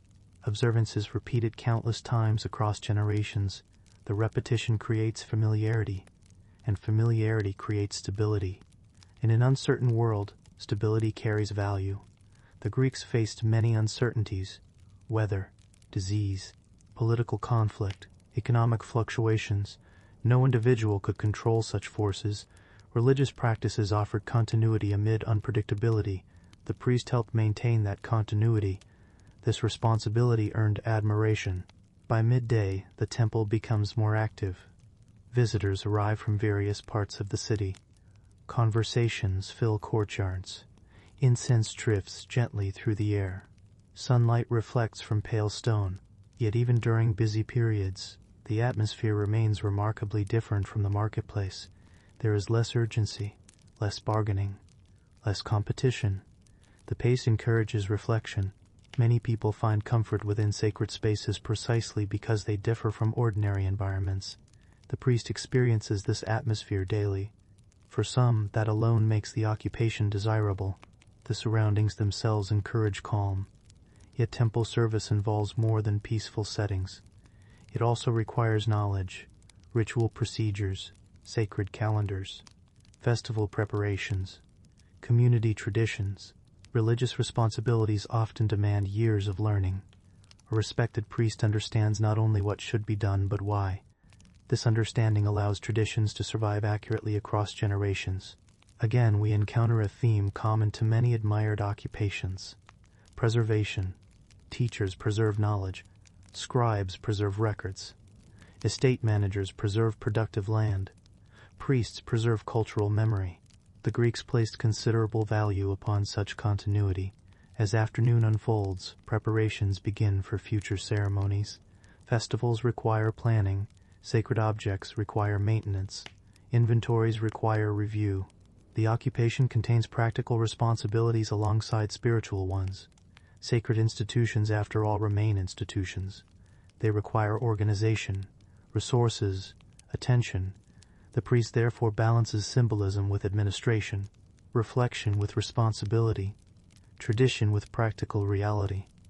This balance contributes to the profession's complexity. Outsiders sometimes imagine religious service as passive.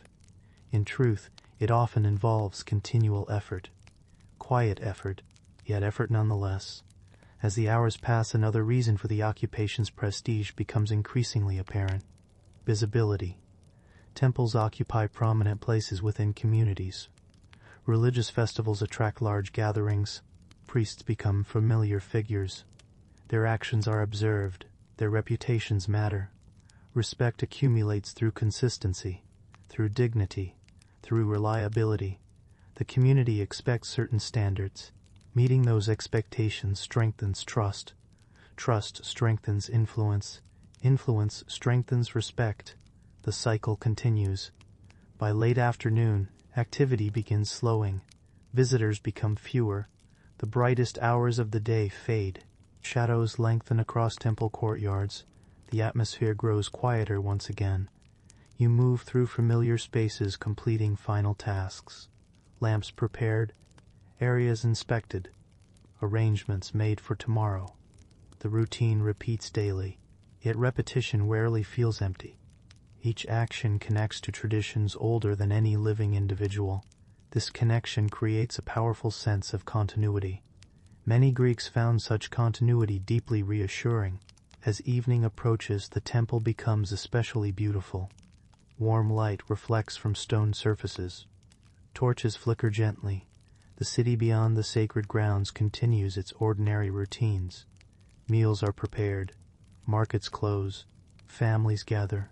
Yet within the temple, time seems to move differently, more slowly, more deliberately.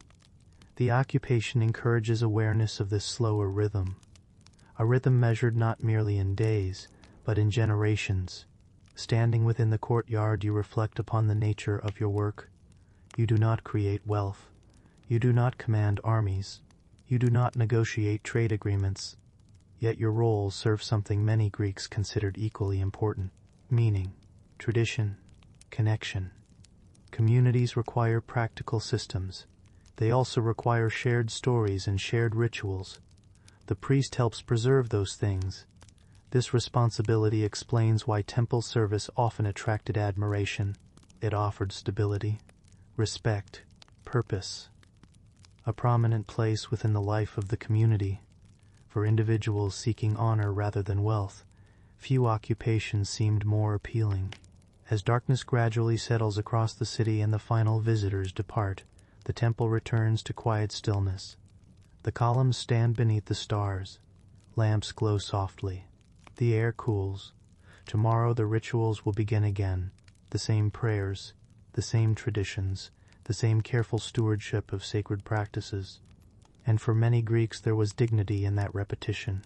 A dignity earned not through conquest or fortune but through faithful service across the passing years. Among all the occupations admired in ancient Greece, few inspired quite the same mixture of respect, gratitude, curiosity, and expectation as that of the physician. The Greeks lived in a world where illness arrived without warning. A healthy person could wake one morning feeling strong and capable, only to find themselves weakened by fever a few days later. An injury could transform daily life. A lingering sickness could affect entire households. The human body remained mysterious. And whenever mystery combines with necessity, those who possess knowledge become valuable. Tonight you find yourself among those individuals. You are a physician. The day begins before sunrise. The city remains quiet. Cool air drifts through narrow streets. A few lamps still burn behind shuttered windows. Somewhere in the distance, a dog barks briefly before silence returns. Unlike many occupations, your schedule is not entirely predictable. Illness does not follow a calendar. Injuries do not announce themselves in advance. Patients require attention when circumstances demand it. This uncertainty forms part of the profession. It also contributes to the respect attached to it. People understand that physicians carry responsibilities extending beyond ordinary routines. As dawn slowly approaches, you prepare for the day. Instruments are checked, notes reviewed, supplies organized. The tools available to an ancient Greek physician are far simpler than those used by modern medicine. Yet within the context of the ancient world, they represent valuable expertise, observation, experience, knowledge of symptoms, knowledge of treatments, knowledge of the body's patterns. These become your most important resources. The Greeks admired specialized knowledge. Medical knowledge was among the most respected forms. Soon the city begins awakening. Merchants prepare goods. Teachers prepare lessons. Craftsmen open workshops. And somewhere nearby, a messenger arrives. Someone requires assistance. You gather what you need and begin walking through streets gradually filling with life. This movement between households forms a familiar part of the occupation. Many physicians travel frequently. Their work takes them into homes belonging to people from different backgrounds and circumstances. The physician therefore gains a unique perspective on society. You see private realities rarely visible in public spaces. Family concerns, personal struggles, everyday vulnerabilities. These experiences encourage empathy. They also encourage humility. No occupation reveals human fragility quite so consistently. As you arrive at the first household, family members greet you with visible relief. They have been waiting. Perhaps someone suffers from a fever. Perhaps an injury requires attention. Perhaps symptoms have created uncertainty. The exact condition matters less than the process. First you observe. Observation stands at the center of ancient medicine. A physician learns to notice details. Skin color, breathing patterns, energy levels, appetite, sleep. Small clues combine to create larger understanding.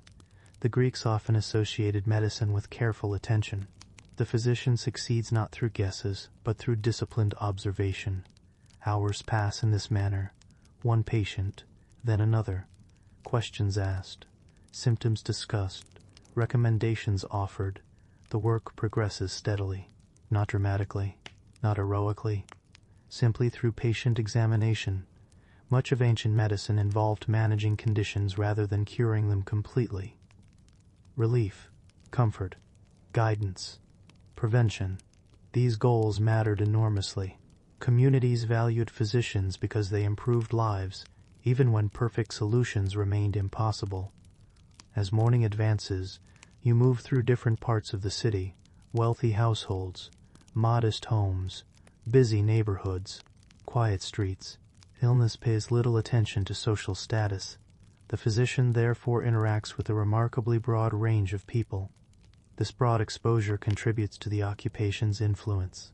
Physicians become trusted figures. Individuals share concerns they might never discuss elsewhere. Trust develops gradually, visit after visit, year after year. The Greeks respected professions requiring such trust. By midday, sunlight reflects brightly from stone buildings. The city reaches its busiest period. Yet your work continues. Another patient waits. Another family seeks reassurance. Another condition requires evaluation.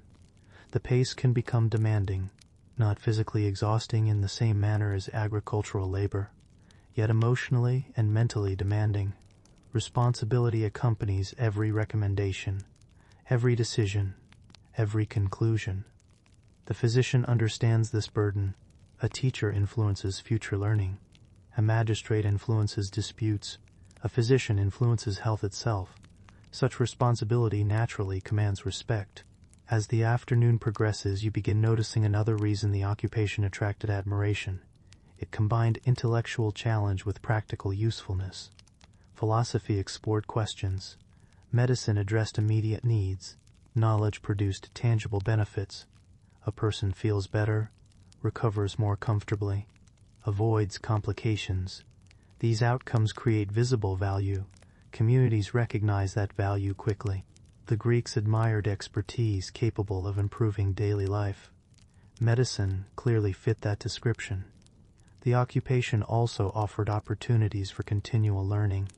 No two patients are exactly alike. Symptoms vary. Circumstances vary. Outcomes vary. Experience accumulates gradually. Patterns become easier to recognize. Judgments become more refined. The physician remains a student throughout life. Many Greeks considered this ongoing pursuit of knowledge admirable. It reflected dedication, curiosity, discipline, qualities respected across numerous professions. By late afternoon, fatigue begins appearing. You have spent hours walking, observing, listening, thinking. The work requires concentration. Every patient deserves attention. Every symptom deserves consideration. Repetition does not eliminate responsibility. If anything, responsibility becomes more apparent with experience. You understand how much can depend upon seemingly small details. This awareness encourages caution. Caution becomes one of the physician's most valuable habits. As evening approaches, the number of visits gradually decreases. Families settle into nightly routines. Cooking fires brighten. Streets begin growing quieter. You finally have an opportunity to return home. Yet the occupation rarely remains entirely behind. Thoughts linger. How is a patient recovering? Did a recommendation prove effective? Should a different approach be considered tomorrow? Such questions accompany many physicians through the evening hours. Responsibility follows them beyond the workday. This hidden burden forms part of the profession's reality. From a distance, medical knowledge appears prestigious. Up close, it also demands constant attention. Nevertheless, many Greeks viewed the occupation as highly desirable. The reasons are not difficult to understand. Physicians enjoyed respect, intellectual engagement, meaningful work, opportunities to help others, a trusted place within the community. These rewards carried significant weight, particularly in a world where expertise remained relatively uncommon. Standing outside as twilight settles over the city, you pause briefly. The air cools, voices soften, lamps begin glowing in windows. Somewhere nearby, a family feels reassured because of guidance received earlier today. Somewhere else, recovery has become a little more likely. These outcomes may seem modest, yet they matter. The physician's work often unfolds through small improvements rather than dramatic transformations. One patient helped, one family reassured, one problem understood a little more clearly. Day after day, Year after year, the cumulative effect becomes substantial. The Greeks recognized this, which is why physicians frequently occupied respected positions within society. They brought knowledge where uncertainty existed, understanding where confusion existed, comfort where discomfort existed, and although they could not eliminate every illness or solve every problem, their efforts improved countless lives. As darkness settles across the city and the final traces of daylight fade, you understand why so many regarded medicine as an honorable calling. It offered not merely status, but purpose, and in the ancient world, purpose was among the most valuable rewards any occupation could provide. As we arrive at the final occupation in our exploration of the professions, ancient Greeks often considered most desirable, we come to a role that occupied a unique place within their society. Unlike the philosopher, whose influence rested upon ideas, unlike the physician, whose influence rested upon knowledge, unlike the merchant, whose influence rested upon exchange, the military officer occupied a position connected to honor, duty, reputation, public recognition. To understand why this occupation attracted admiration, it is important to remember something about the Greek world. Ancient Greece was not a single unified nation. It was a collection of city-states, independent communities. Each possessed its own government, its own traditions, its own priorities, and because these communities frequently competed, cooperation and conflict both formed part of everyday reality. Military service therefore carried significance far beyond the battlefield. It became intertwined with citizenship itself. Tonight you find yourself serving as a military officer. Not in the midst of battle, not during some dramatic campaign, but during the quieter reality that occupied most of the profession's existence. Preparation, organization, training, responsibility. The day begins before sunrise. The air feels cool. A faint gray light stretches across the horizon. The city remains mostly silent. Yet beyond the walls, in training grounds and gathering spaces, activity is already beginning. You rise knowing that others depend upon your judgment. Leadership always creates that condition. Whether in government, commerce, religion, or military service, responsibility becomes one of the occupation's defining features. As you make your way through the waking city, you pass familiar sights, merchants preparing stalls, farmers beginning journeys toward fields, craftsmen opening workshops. The city gradually comes alive, yet your destination lies elsewhere, beyond ordinary routines, toward places where preparation for collective defense takes place. Many modern people imagine military occupations primarily through moments of conflict. Ancient Greeks understood something different. Most military life involved readiness, equipment maintenance, organization, physical conditioning, strategic planning. The officer spent far more time preparing than fighting. This preparation earned respect because the safety of the community depended upon it. As dawn arrives, the training grounds become active. Groups gather, instructions are given, exercises begin. The atmosphere feels disciplined, not harsh, not frantic, simply organized. An officer quickly learns that consistency often matters more than intensity. Skills improve through repetition. Readiness develops gradually. The lesson resembles many other occupations we have encountered tonight. Excellence emerges through steady effort, not sudden inspiration, not dramatic moments, through practice, again and again. You move among those under your supervision, observing, correcting, encouraging. Leadership involves attention. People perform better when guided effectively. This principle remains true whether managing estates, teaching students, or organizing military training. The Greeks admired leaders capable of bringing order to complexity. Military officers often demonstrated precisely that skill. As morning progresses, the physical nature of the occupation becomes increasingly apparent. Training requires movement, endurance, discipline. The body matters, yet mental qualities matter equally. Judgment, awareness, planning. A respected officer balances both. Strength without wisdom can become reckless. Wisdom without decisiveness can become ineffective. Greek culture frequently emphasized balance. Military leadership reflected this ideal. By midday, sunlight brightens the training grounds. Activity slows slightly beneath the warmth.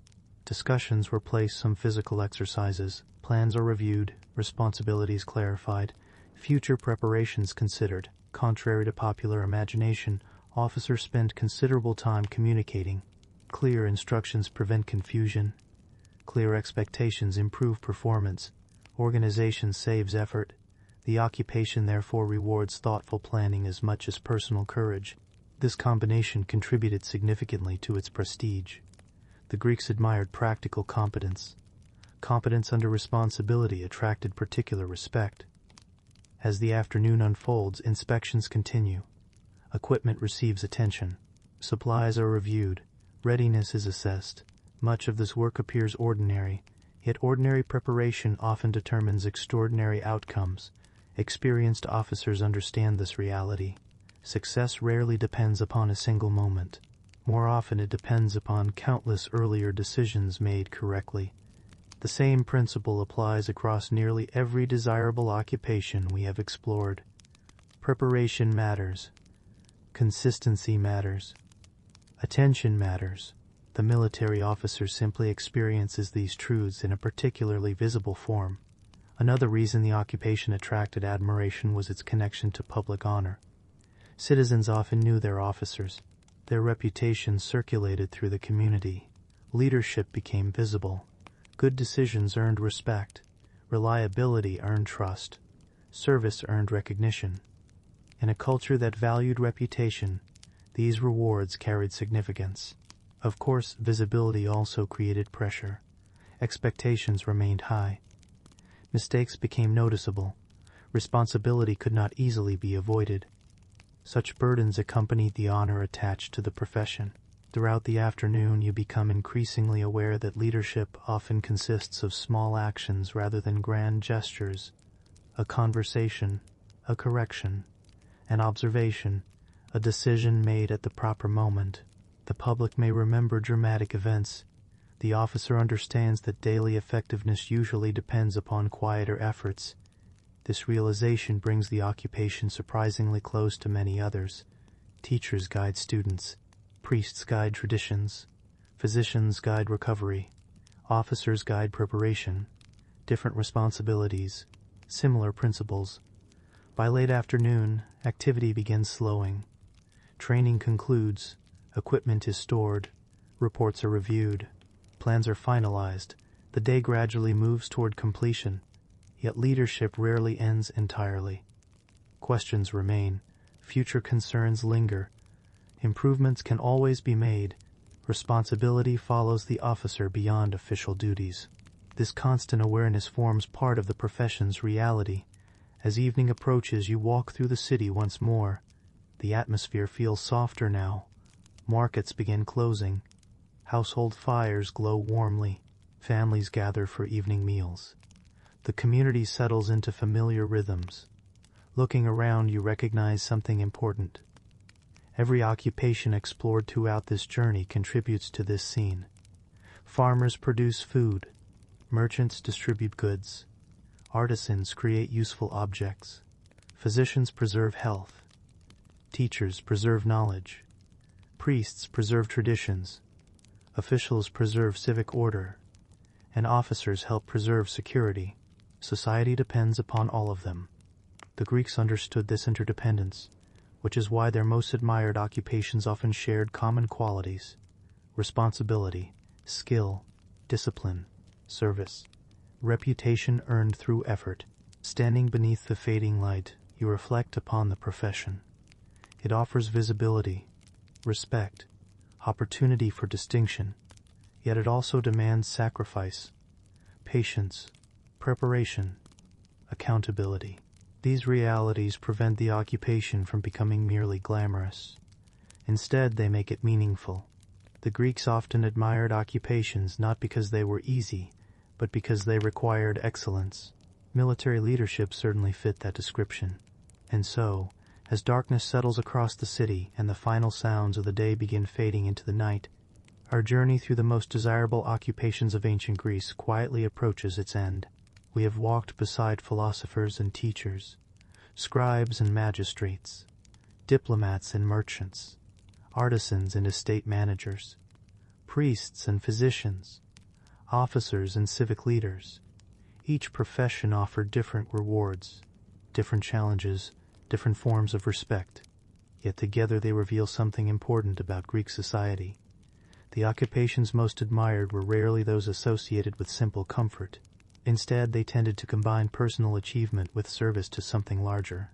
Knowledge, community, tradition, prosperity, stability, meaning. The Greeks valued occupations that connected individual effort to collective benefit, and perhaps that is why so many of these professions continue to feel recognizable even now.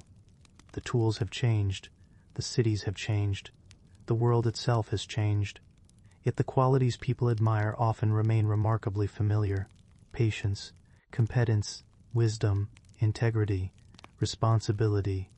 These ideals traveled across centuries far more successfully than any merchant ship, and now, as the ancient city grows quiet beneath the stars, those ideals remain lingering softly in the night air. And now, as the city settles into darkness and the last traces of activity fade from its streets, you find yourself standing at the edge of a quieter understanding. Throughout this long evening, you have walked among some of the occupations ancient Greeks considered most desirable. You have crossed harbors before sunrise, sat beside philosophers, listened to magistrates, observed physicians, followed merchants, stood within temples, wandered through workshops, moved among vineyards, estates, and civic halls, and perhaps one small realization has slowly emerged. The occupations admired by the Greeks were not always the occupations that offered the easiest lives. In fact, many of them demanded remarkable patience. The teacher repeated lessons year after year. The scribe copied information carefully and endlessly.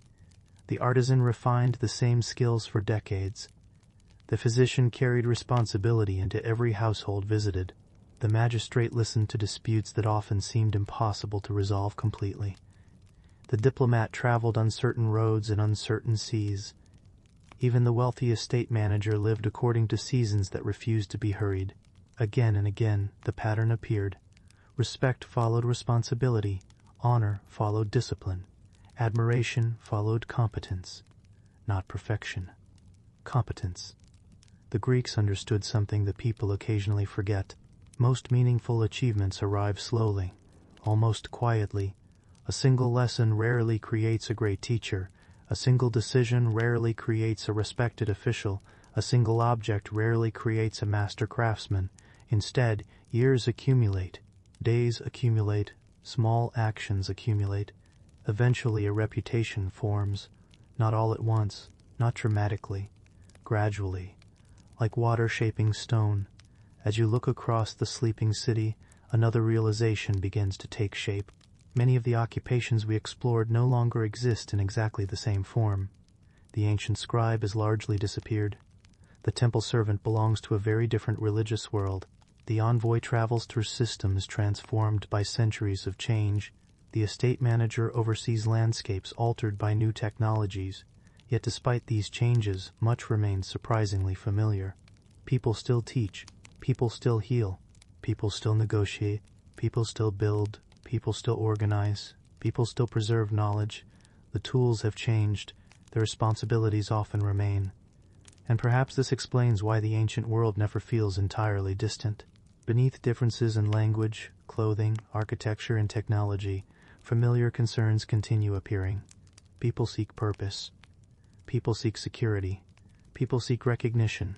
People seek ways to contribute to the communities around them. The Greeks were no different. They simply pursued those goals within a world of stone roads, olive groves, sailing ships, and firelit evenings. For them, desirable occupations often reflected larger values. A teacher represented wisdom.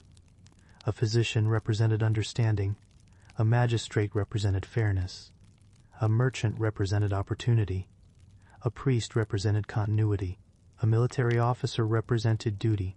The profession mattered, but the qualities associated with the profession mattered even more.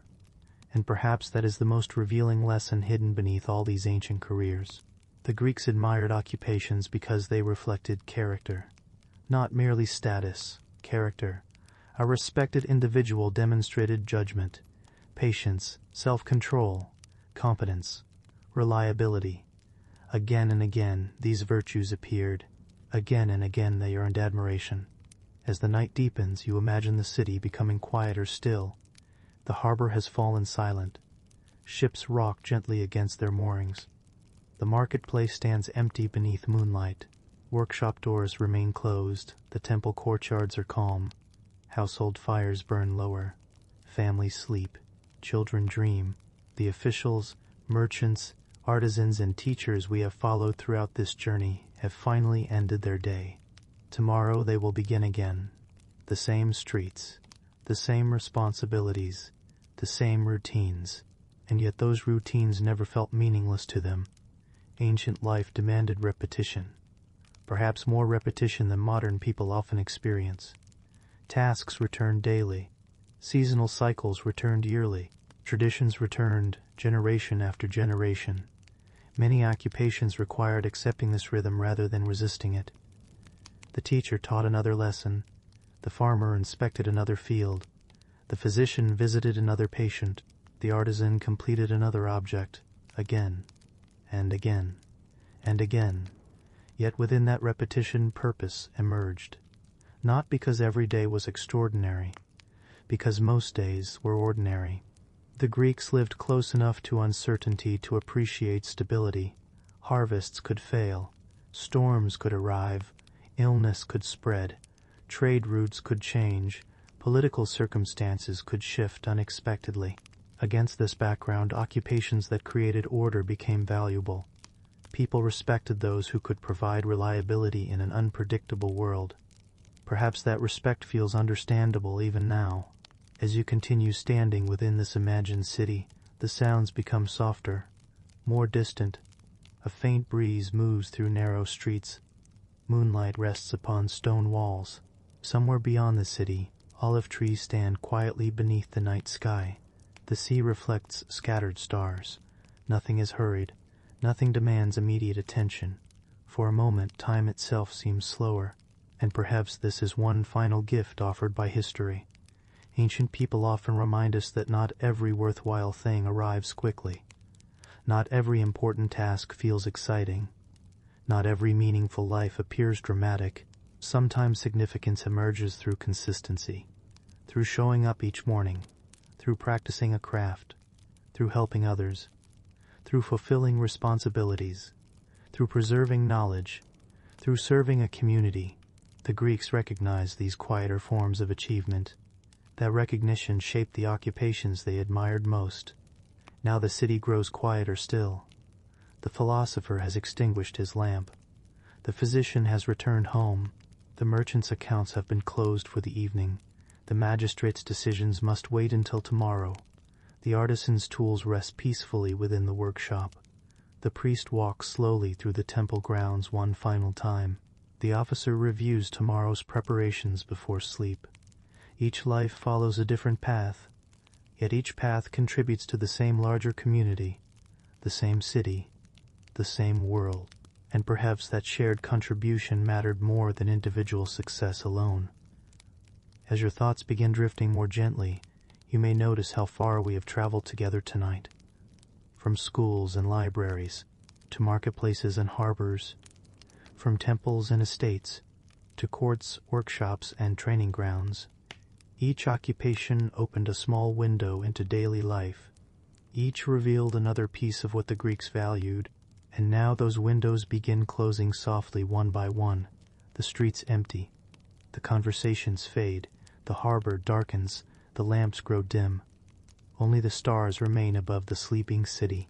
The same stars that countless teachers, merchants, physicians, and artisans once saw overhead thousands of years ago. The same stars that watched generations pass. Occupations rise. Occupations disappear. Cities grow. Cities decline. Empires emerge, empires vanish, yet human hopes remain surprisingly familiar. The desire to matter, the desire to contribute, the desire to leave something useful behind. Those ambitions connect the ancient world to the present more closely than we sometimes realize. And so, as this evening finally comes to a close, there is nothing more you need to do. No judgments to make, no voyages to plan, no lessons to prepare, no accounts to balance. The harbor is quiet, the workshops are dark, the temple rests beneath the moonlight, the city sleeps, and slowly, gently, the ancient world drifts farther away into the darkness, not disappearing entirely, simply settling into silence, a place of stone streets, soft firelight, patient routines, and countless ordinary people whose work gave shape to the world they knew. Thank you for spending this evening with the Sleepy Historian. If you enjoyed this journey through the occupations ancient Greeks considered most desirable, you can always return for another quiet walk through the past. But for now the city is sleeping, the sea is calm, the night is deep, and there is nothing left to do except rest.